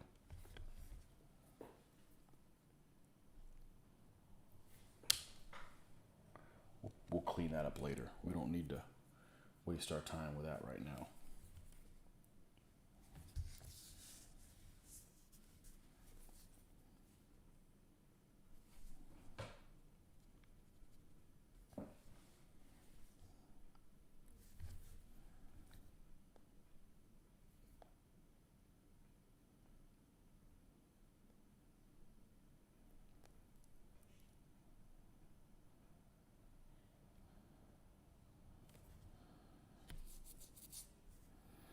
Okay, I don't think I'm going to mess with a ton of different definition on there. I just want it to look like something that is a skin. So let's paint the edging.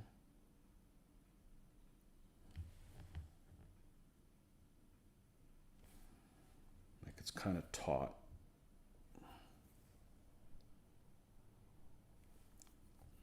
And maybe get in here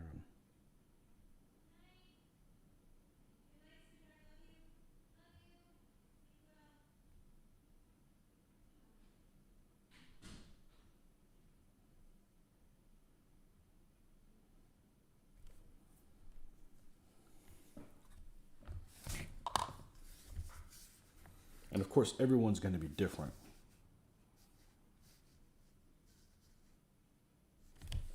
That's not, well, that's not in focus is what it isn't. That's not bad. That's not bad, and it's the right type of hue. It's dissimilar enough from his skin that's going to stand out. All right, that might be what we need to roll with now.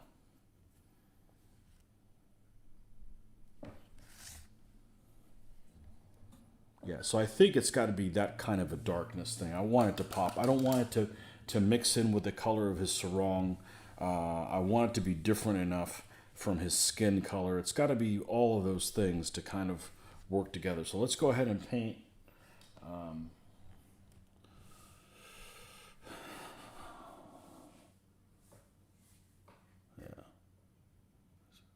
That's the key, how to simulating perfections in the tan hide without doing that Holstein thing. Most wonder if a contrast paint would do the job. Well, I'll have to leave that to somebody else. I'm not experimenting with that contrast paint stuff. I don't know how that would work on a flat surface. I don't have any of those things, so. We'll, like I said, I'm going to, we're just going to move forward with this. It's not bad. It's not bad. It would probably, honestly, it would look better if the shields were round. I think I think part of the problem is the shape of the shield is just weird and doesn't look right.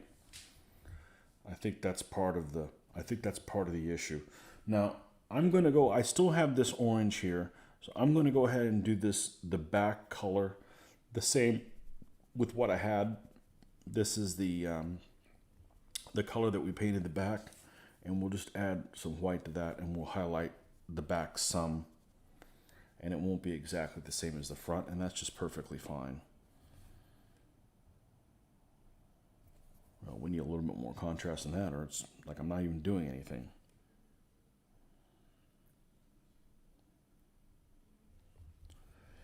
And I use tons of multiple colors. But on something like here, like the back, one suffices for a highlight.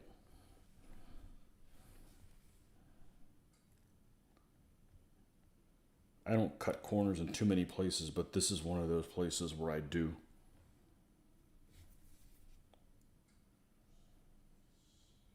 Okay, and he's got some kind of a handle.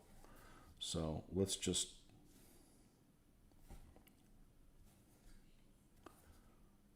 think I've gotten some of the flush color on there, so let's darken that back up.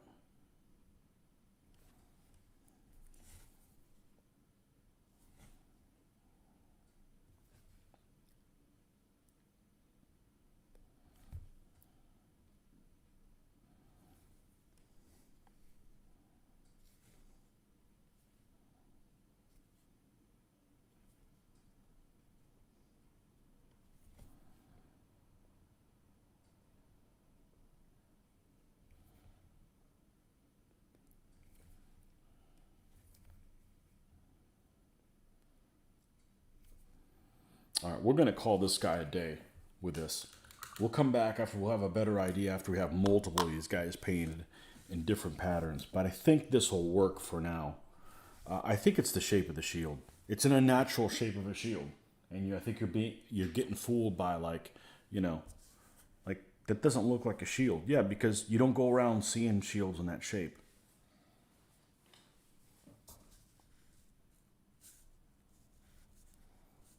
And when you add the clear coat on it, it just adds so much more depth to all of the colors. So I think that's what I'm going to do is I'm going to roll with this. We'll do we're going to do all 5 of the figures. We're going to do all 5 of these shields. Of course, all 5 of the figures are exactly the same pose. And then we're going to go ahead and seal them and see what they look like sealed. And worst case scenario, after they're sealed, I can always go back and repaint the shields if I don't like how they turned out. So, but I think it's going to be a struggle to try to disassociate the fact that they don't look right. I think that this darker color of the shield is going to work well because of the contrast it's going to have on the ground.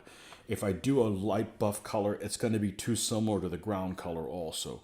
And then it'll get lost in that as well. It's dissimilar enough to this ground color. Let's see if I can find one that has a little bit more an area here that's close to the shield. I think it's dissimilar enough that the shield is going to look good. I think it's going to look okay.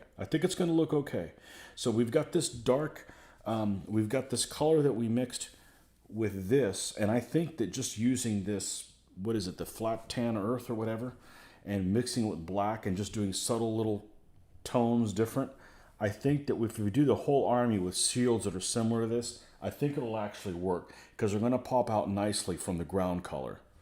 And but I think that I'm going to be happy with that result. But I think the biggest problem is the shield's just a weird shape. If it was like a round shield, or if it was one of those that's who is it that has them? The Thracians that have this round shield with a little cutout with it. I think that would look more like a shield that you would think of this period. Thanks being guinea pig. Gonna spend an hour Googling goat pictures. Look forward to seeing how you do the rest. Yeah, I think that the center dark thing looks right, but it just, if you look at the skins, but I don't know in practice. I think the shield is just awkward shaped. It's like square but not square. And I think that's the problem. Anyhow, we're going to move forward with these guys. I think that's the thing. Because it can't be a color that's too similar to the skin. And I think that it's too similar to the skin color. If I go too light, it's going to get lost in the base color. So I think this will work. I could even possibly do a dark gray as well, but let me not introduce that. And it's okay if they all have the same color shield or whatever. They just killed an entire goat herd and they all were inbred.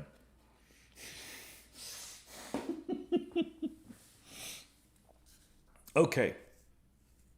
Next guy. Battle Sarong.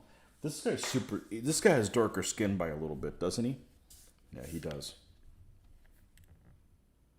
Yep. So let's give him a lighter skinned sarong. Pop it up a little bit. I don't know how much lighter I can do than that, but let's grab a 6 people on here. You guys are still Tony the Goat Killer. I don't think I've ever eaten goat meat. Goat meat. If it's anything similar to sheep, to lamb, I'm not interested. I don't care for lamb. I don't think lamb's worth eating. I guess I would eat it if I had to, but I don't enjoy gamey tasting things. Let's go ahead and clean this since we already polluted this. Well, I'd rather kill goats than do the other things that people supposedly do with goats, so. If you look at goat breeds, man, there's some that have some crazy horns. They got some that have horns that go up and down. I'm like, yeah, I'm not walking into one of those in a dark alley, if you know what I'm saying. That's that's a little too Krampus for me. I don't know what goat tastes like. Does it taste gamey like sheep? If it does, you can count me out. You can have my portion of it.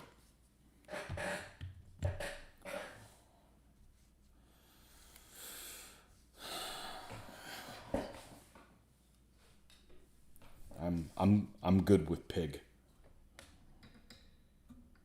Piggy's yummy. Okay. We're going to use Iraqi sand for this. So this is what we're going to use as a base, but of course we're still going to use the black. All right, yeah, this is the finished guy. Yeah, you gotta, after you do this for a while, you gotta think, well, he doesn't look great. And that's happened to you before. Well, he doesn't look that great. Well, let me just go ahead and move on. And by the time you're done, you're like, what was I worried about? Sometimes you can really second guess yourself. So, all right, Iraqi sand is going to be our base for this one. And let's see, is this the one that we were talking about? Yeah, let's go ahead and clean this thing up. Let's get some water. This helps, the thinner helps the stuff from sticking at the end, but sometimes when you take too long, think about things too much, it starts clumping at the end and drying out. And it's not the best situation. This stuff actually does a good job for getting the paint off. This Master's brush cleaner. However, it doesn't do worth a damn to keep the brush shape. I mean, once these brushes start getting into a shape that you don't like, it's too late. And I've tried shaping them overnight. It's whatever. They're like 40 cents a piece. It's not worth my time. You know, there's other things to worry about.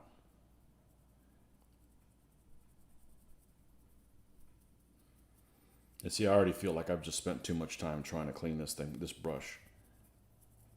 But it's one I've been using.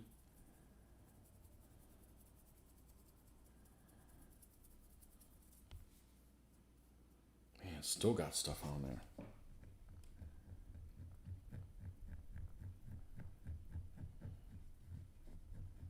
All right, now we got it all out. All right, let's see what kind of a point we can get on this thing. That's still good. It's still good. Let's rinse it out. We'll go back to using it. Okay, cool.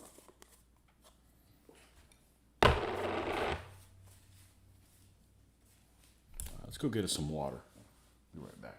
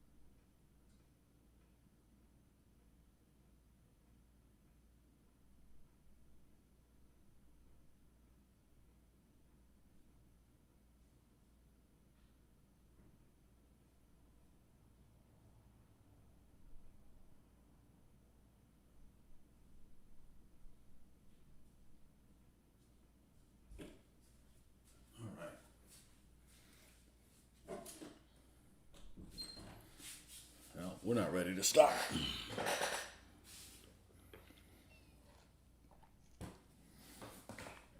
All right. 5 of U's. Good. Back to the next guy. See, now at this point, I don't feel like I need to go all the way to the top. Now we'll just go back to battle sarong things. That's what we're going to do next. We're going to do the battle sarongs on all these guys.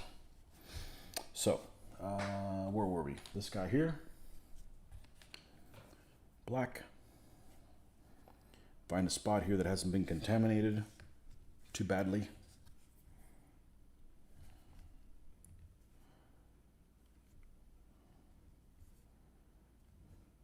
And you know, just because you're using this color as the base, this Iraqi sand, doesn't mean that the color ends up having to have any of this in it.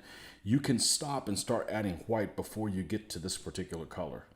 So just by doing that, you can have all kinds of different variations of the color itself. So we're just going to paint the entire thing in this color right here.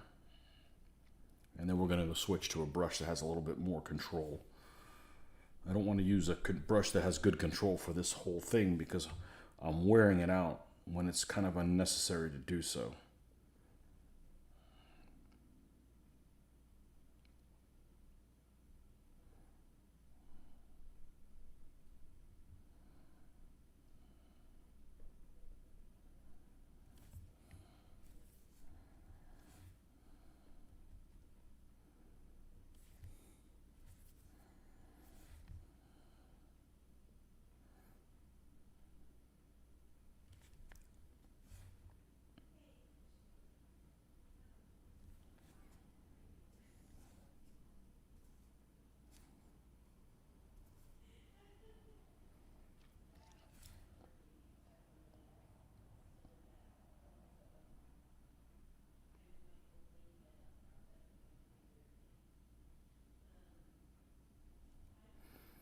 One of the first events I ever ran was an event called Trudge Fest. And Trudge Fest is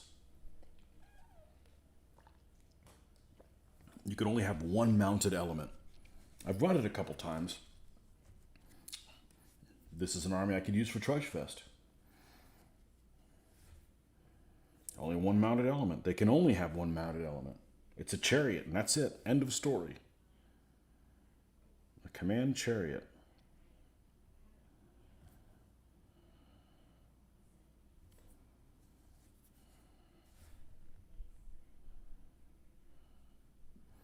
I built my samurai for it, which is why my samurai only have one mounted element. So they are an army that I need to convert. They're still stuck at 2.2. So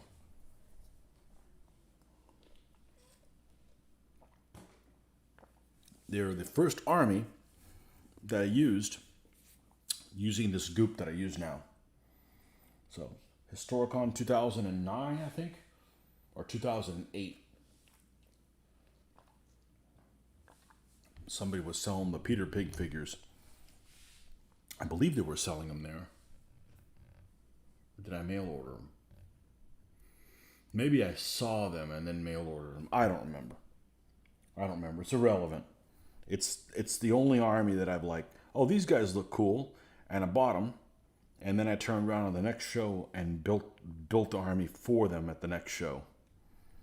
So they actually have a pretty crappy record. I have a pretty crappy record with my samurai army.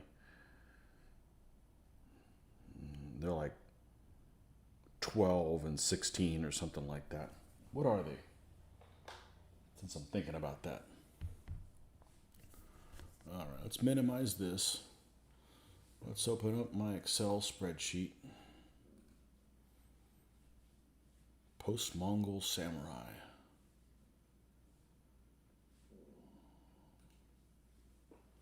Post-Mongol Samurai are... Oh, I haven't played that many games with them. Because I don't have all the options. They're 9 and 11. Yeah, I knew they had a losing record. The worst thing about the samurai is they just don't play. They don't play anybody particularly.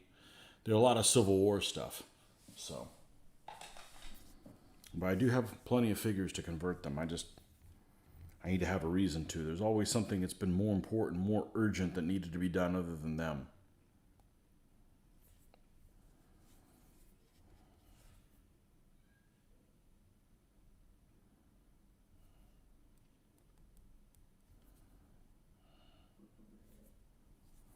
Could build a litter with them. But I think Mitch has that army with a litter. So my litter is the Pope. So I'm good.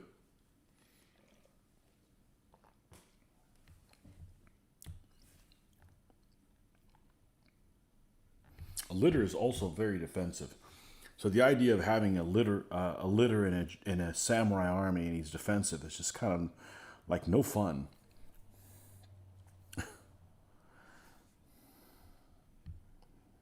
I want to sit back. I want to go after people.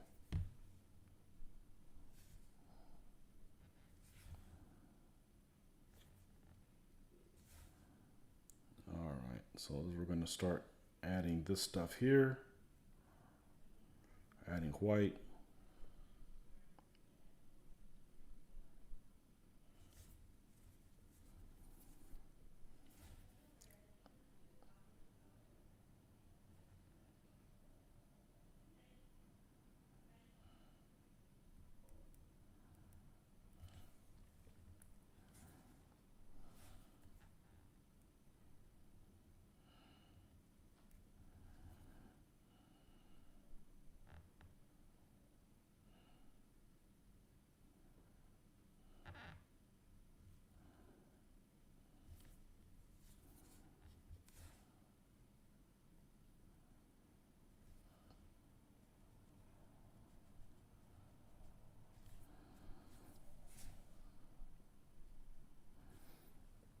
And we'll add a little bit more white to that.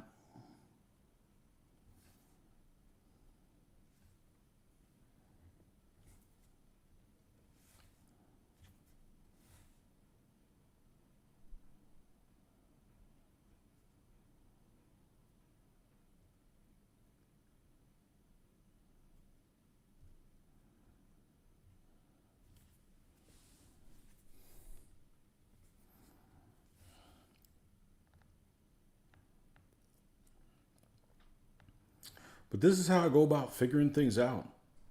You know?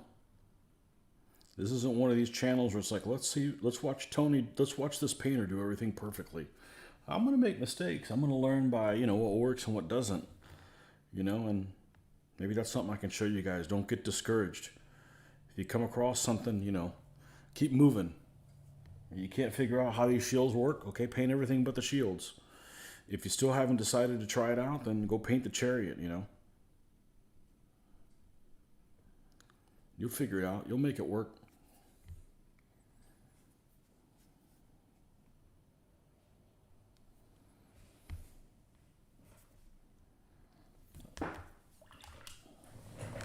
Be right back.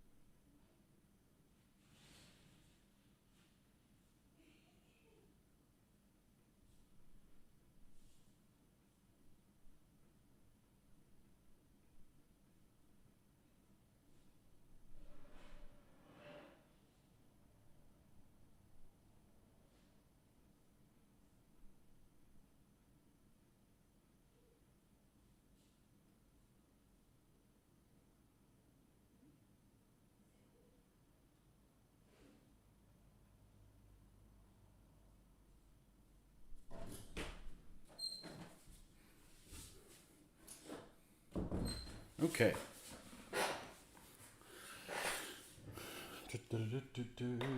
All right, where were we? Where the hell were we? All right, so we've got this guy. Let's compare Sarong Colors.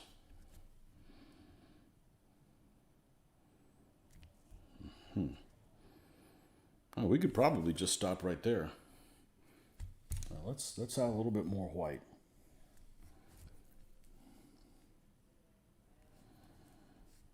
I believe we were working right here.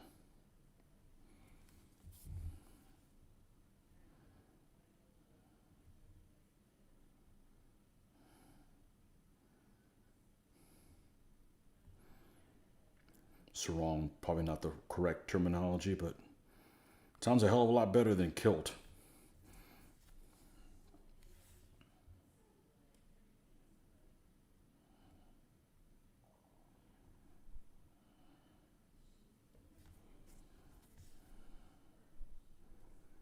Battle kilt. Okay, I think we're good with that. Now, not everybody is going to have these patterns of color on them, but I think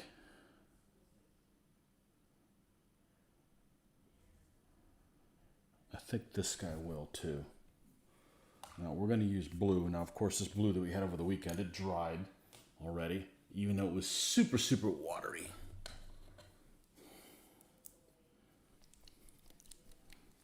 I believe it was this one. The blue that has no name. This might be the one that's super watery. Yeah, and you can't tell it in this video, but this is actually here. This looks super, super vivid blue, almost like a French blue. I'm telling you, it is not that way here. It has a lot of gray in it. So I don't know what color this used to be, but that's a no-go. Not there's anything wrong with it. I'm just tired of like, hey, I want a blue to play with. This is intense blue. Let's see. Well, that's what it's called.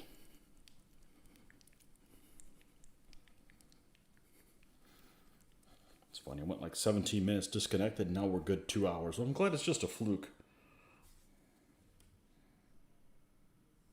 There we go. That we can work with. All right.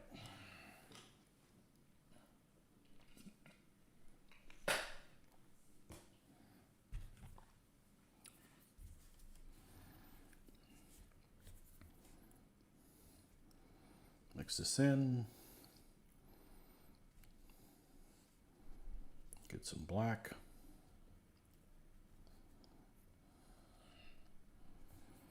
All right, we're going to do this one on the edge. We're not going to go in. So we're just going to do the edge of this in blue.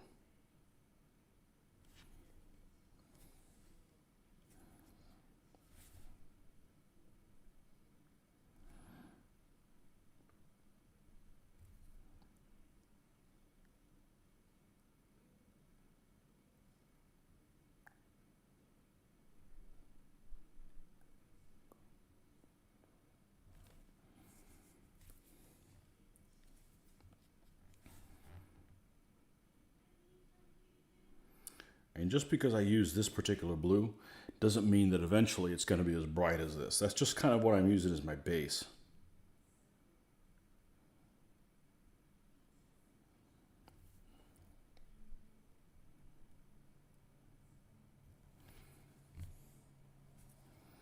That's why I'm not particularly a big fan of the whole 3-color system that like Foundry Paints does and stuff like that, because you know what? We're not going to come up on that diagonal. We're going to leave it just on the bottom here. Vary that as well. Because then you're committing to having to have this the brightest shade. Well, maybe I don't want that to be the brightest shade. Because see, now we're going to go ahead and we're going to brighten this up by adding more of this. But we probably will not add any more of that. We'll probably just lighten up to white from there. So we're just going to come in. Add this here.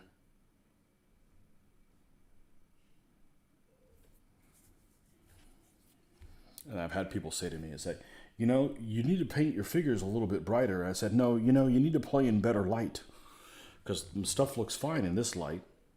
But the problem is a lot of people play in light that is substandard. See, now we've added a little bit of white to this. Look what we've got over here. We got this color, so we're going to lighten it up with this.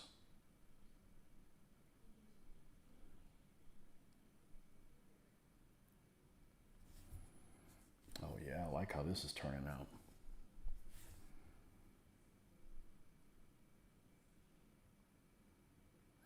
Gotta mix these guys up a little bit so it doesn't look like the same dude over and over again you're fighting.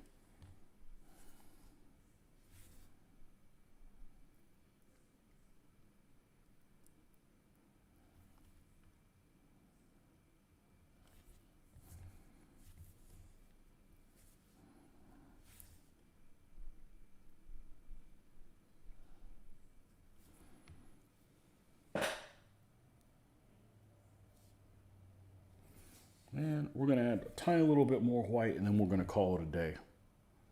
We'll come in here, add a little bit more white to this.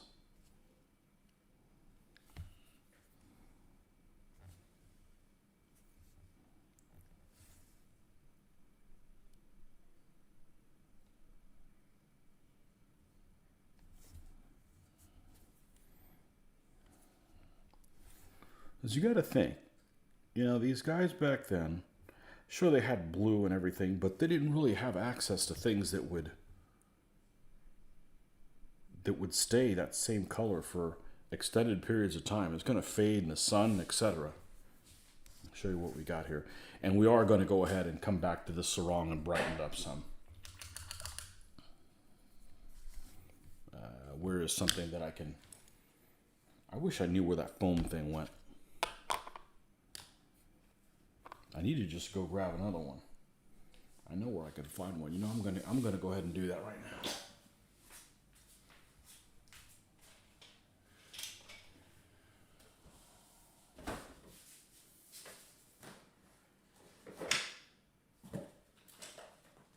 Oh, I only have one more.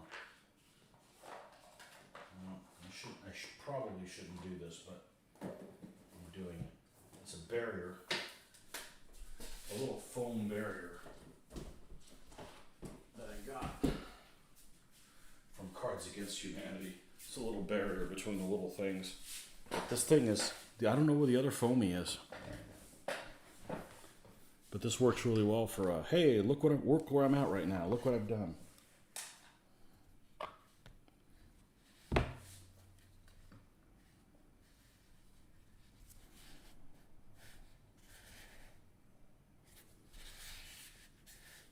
Let's compare it to the guy that's complete. There you go.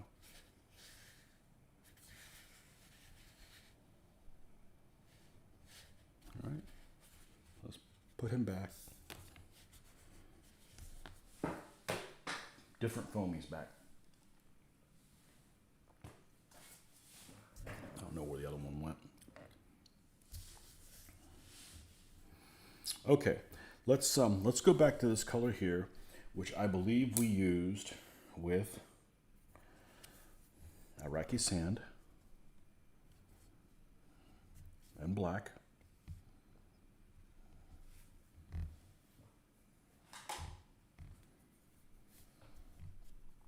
Iraqi sand and black. And starting, where's my white hat?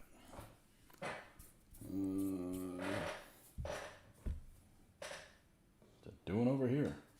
A crazy place for it.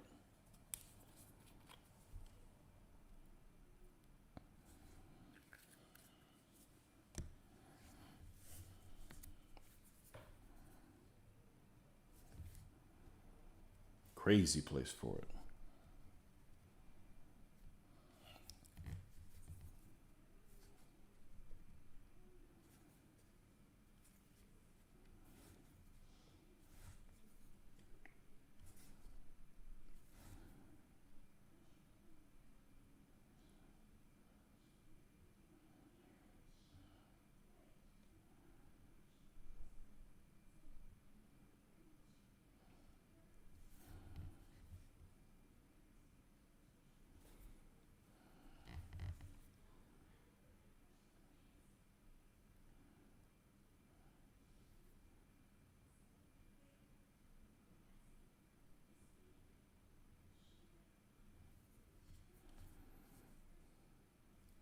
Yeah, bring it up a little bit.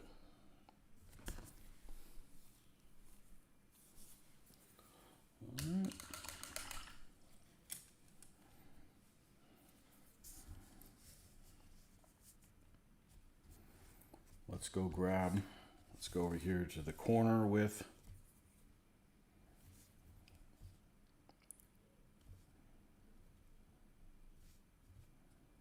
I guess I never put any of this down.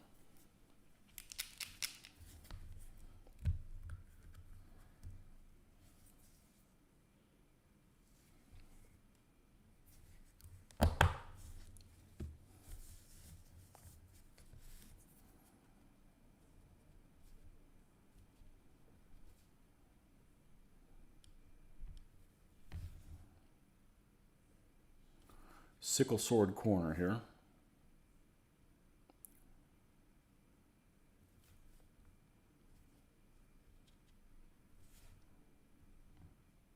But straight bronze, it still wouldn't look right.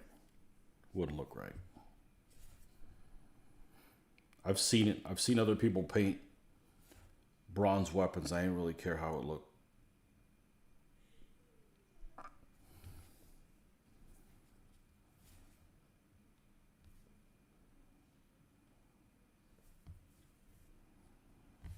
Didn't work for me.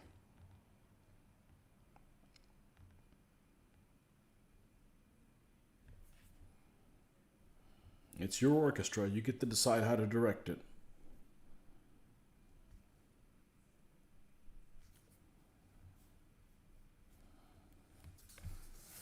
Make sure this is similar. So this has even a little bit less bronze than that one. There we go. All right, now we can, let's see where buff is. Buff, I think, was here.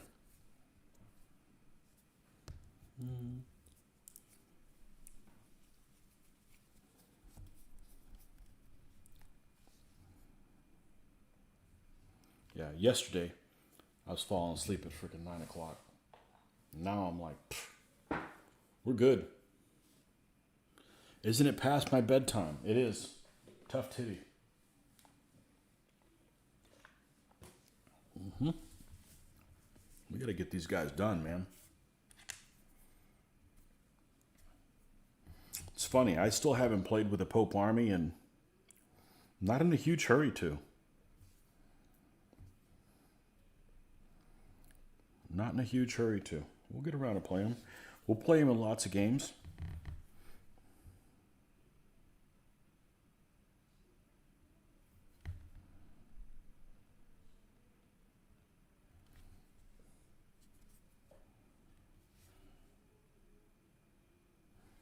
Yeah, I was already asleep by this time yesterday.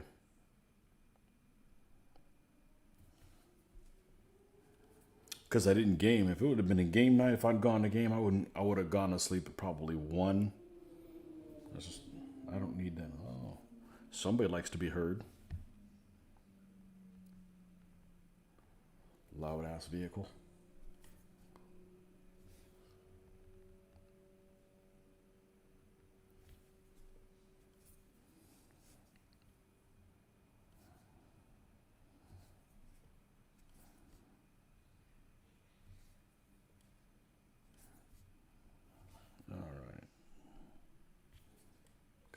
Thin down a little bit.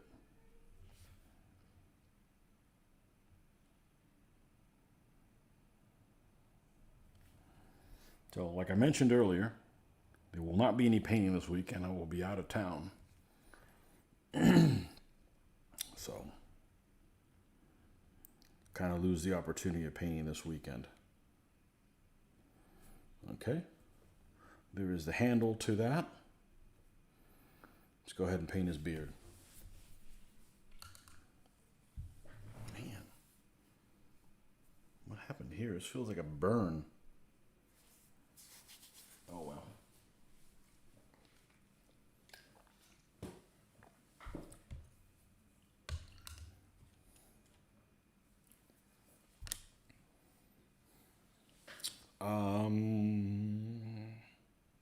Where were we? Here. Right. We are going to make this guy a little bit of a brown. So let's go ahead and get some out here that we can mix in. Flat earth should be fine. This is a really old flat earth. It's watery as shit. Let's not use that one.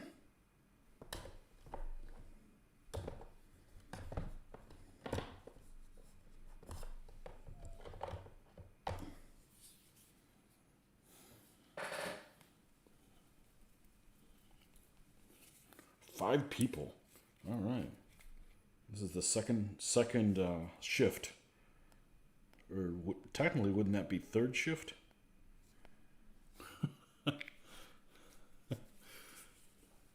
Yeah. No, this is good. This is exactly what I should be doing. This is...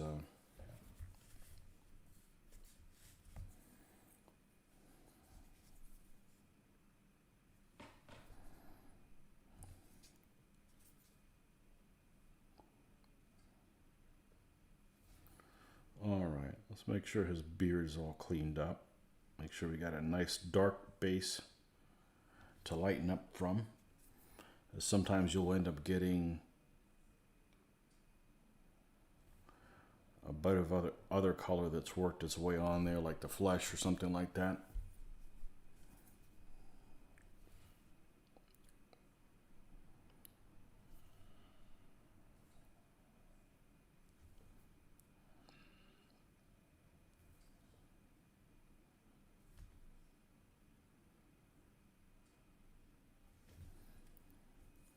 Let's mix some of this stuff in here. Got some brown in there.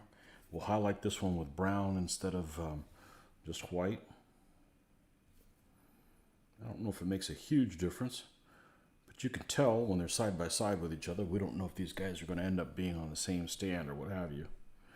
I can tell you one thing, there won't be any blonde people or redheaded people in this army. That's one of those artistic licenses. Like if I was building a Syrian army, there's supposedly... a couple of the Assyrian rulers were redheaded, or Persians too, but it just doesn't look right. So it doesn't matter if it really happened. It's just you do that, and it's just like, at least in my opinion, it just seems like you're doing something wrong. So there's got to be a balance between reality and perception.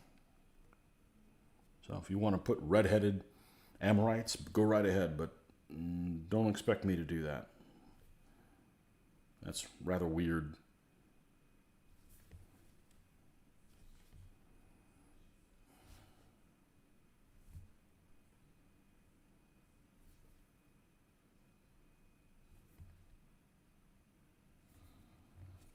Okay, that's probably about as brown as we're going to go. Now we'll add a tiny little bit of white.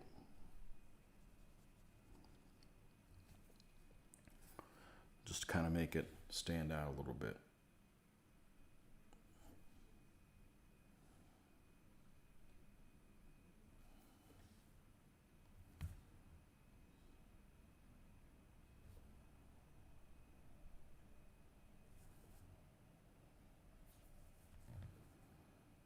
Okay, we're done with that.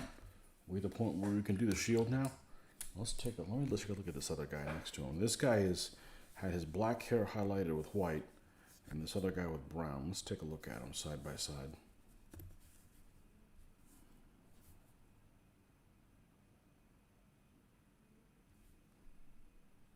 Yeah, that'll work. Okay, now, what color shield did we do? We used that dark earth. All right, let's do the shield, and then we'll call it a night. Then we got 2 of these guys done. Not bad. That leaves 3, and we'll switch to a different pose.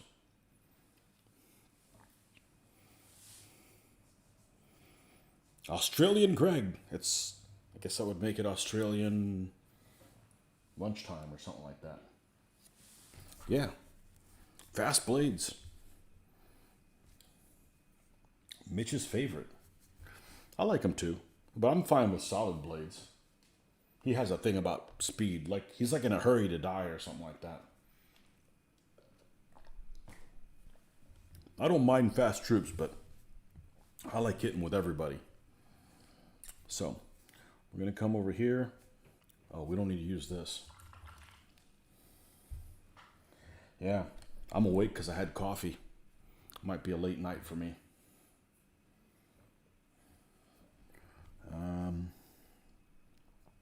Caffeine, my drug of choice.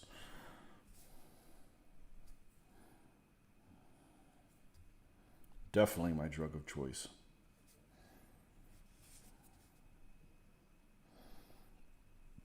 Okay, I think we did this.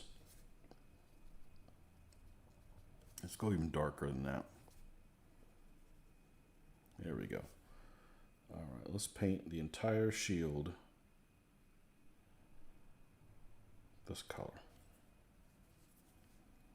including the back and the sides, everything.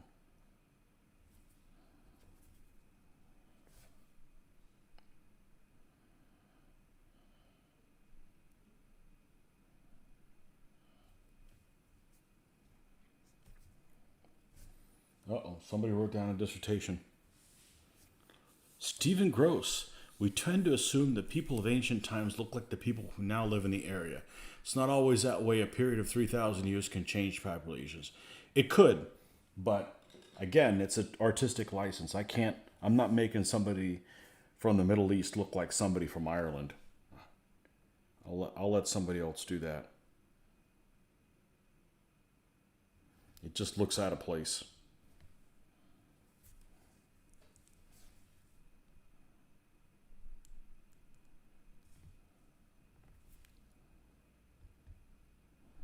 I can tell you this.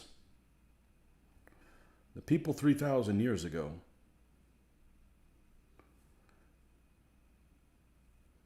we don't know what they look like. But there's a good chance many of them still look like the people of nowadays. It's much less unlikely that they're like blonde-haired, blue-eyed. So, I'm pretty sure that some of them did look like the common people in that area these days. If there were lots that looked different, who knows? But, you know.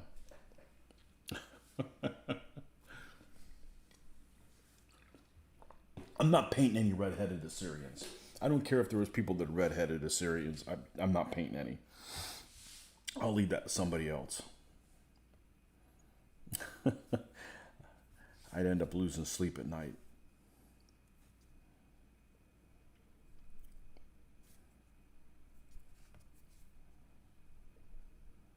And there's just some things that just don't sit well with me. When I see people do like make-believe heraldry for knights and stuff like that. You know, there's some color combinations that don't work next to each other, but I've seen people do like a shield that's half red and half green. Red and green can't touch each other. You know, if we're talking about like medieval heraldry rules or whatever, it just doesn't look, you'll look at it and you'll be like, man, it just doesn't look right. What's wrong with it? I said, well, you just never see that. Now, if you're doing something like Byzantine or Dark Age type kind of stuff, that doesn't apply to those rules. But if you're doing like, 100 Years of War period or something like that, yeah, you can't, it's going to look wrong. Okay, let's take a look at this guy here. Gotcha. All right. So we're going to go ahead and we're going to add a little bit of white right now. Let's see what this takes us. Okay, we're going to start working on adding a little pattern here.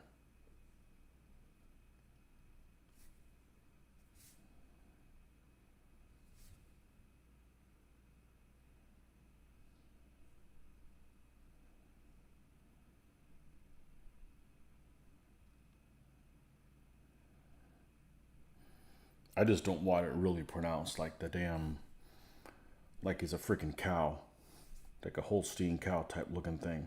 I've seen that too many, and that's cool. It's not like I dislike the pattern, but you can't have Numidians with that pattern. You can't have everybody with that same darn pattern, and it just ends up being like, oh, okay, here we go again. It doesn't look bad. It's just when you have that many. I think my fanatic Berbers, which is the second army I did, they're North African, and some of my troops have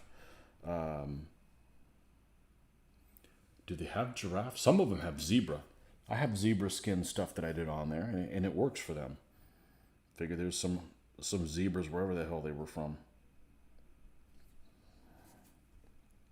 They could come across them.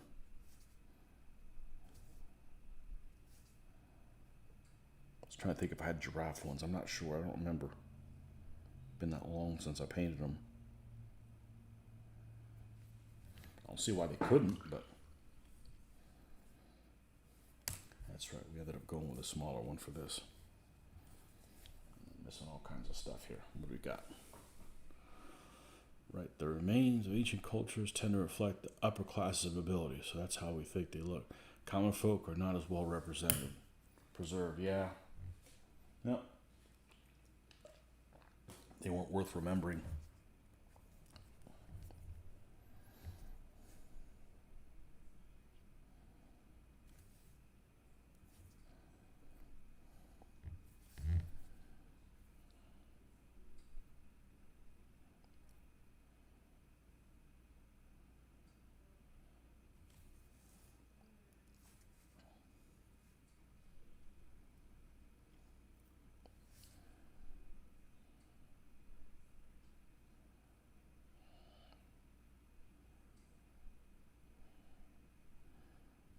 Like I said, I'm not going to get hung up on these shields too much, because if I ultimately don't like how they look, I can always change them at a later date.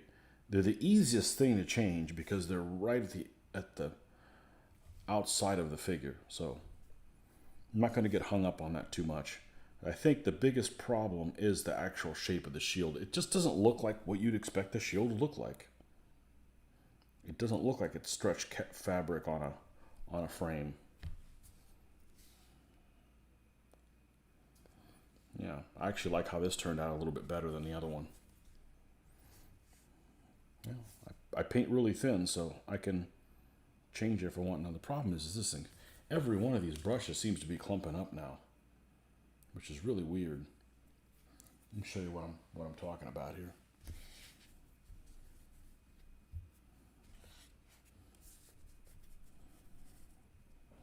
Let's put these two guys here. Now, let's find the focal pointer.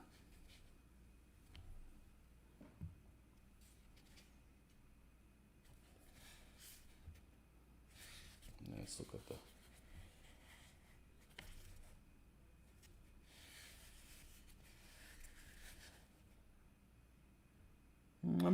Again, it looks, they're boring figures, but I think that they end up turning out okay. And I think that color shield is going to work well contrast-wise with the ground color. And I think that's one thing that does need to be taken into consideration, is I don't want a color that's similar to the ground and the shield is just going to get lost. So I've got to think that they will turn out just fine. I'm actually not going to paint the end of the shield. I'm going to go ahead and call it a night there at this point. But thanks for coming by and getting through everything. Yeah, you got to have the figures popped from the groundwork. So boring but realistic. Exactly. The thing is all of these figures, they're all bareheaded. They all have beards. A couple of these guys have different capuches. I think that's what this is. Sickle swords. Here's another pose, similar pose, but still different. And then the other guy's kind of hard to see because they're black. The other guy has a different type of weapon beside them, and they also have like suspenders, so to speak. Yeah, this figure here. They have kind of suspenders there. He's bare-chested, but still with like a little breastplate or whatever. So we'll have something to put that on there. But okay, well, thanks for coming by, and I'm sure there'll be more painting this week. I'm gonna try to knock these guys out, especially since there's no weekend painting this week. We'll be out of town for the old Labor Day. So anyhow, thanks for coming by, and we'll catch you guys next time. See ya.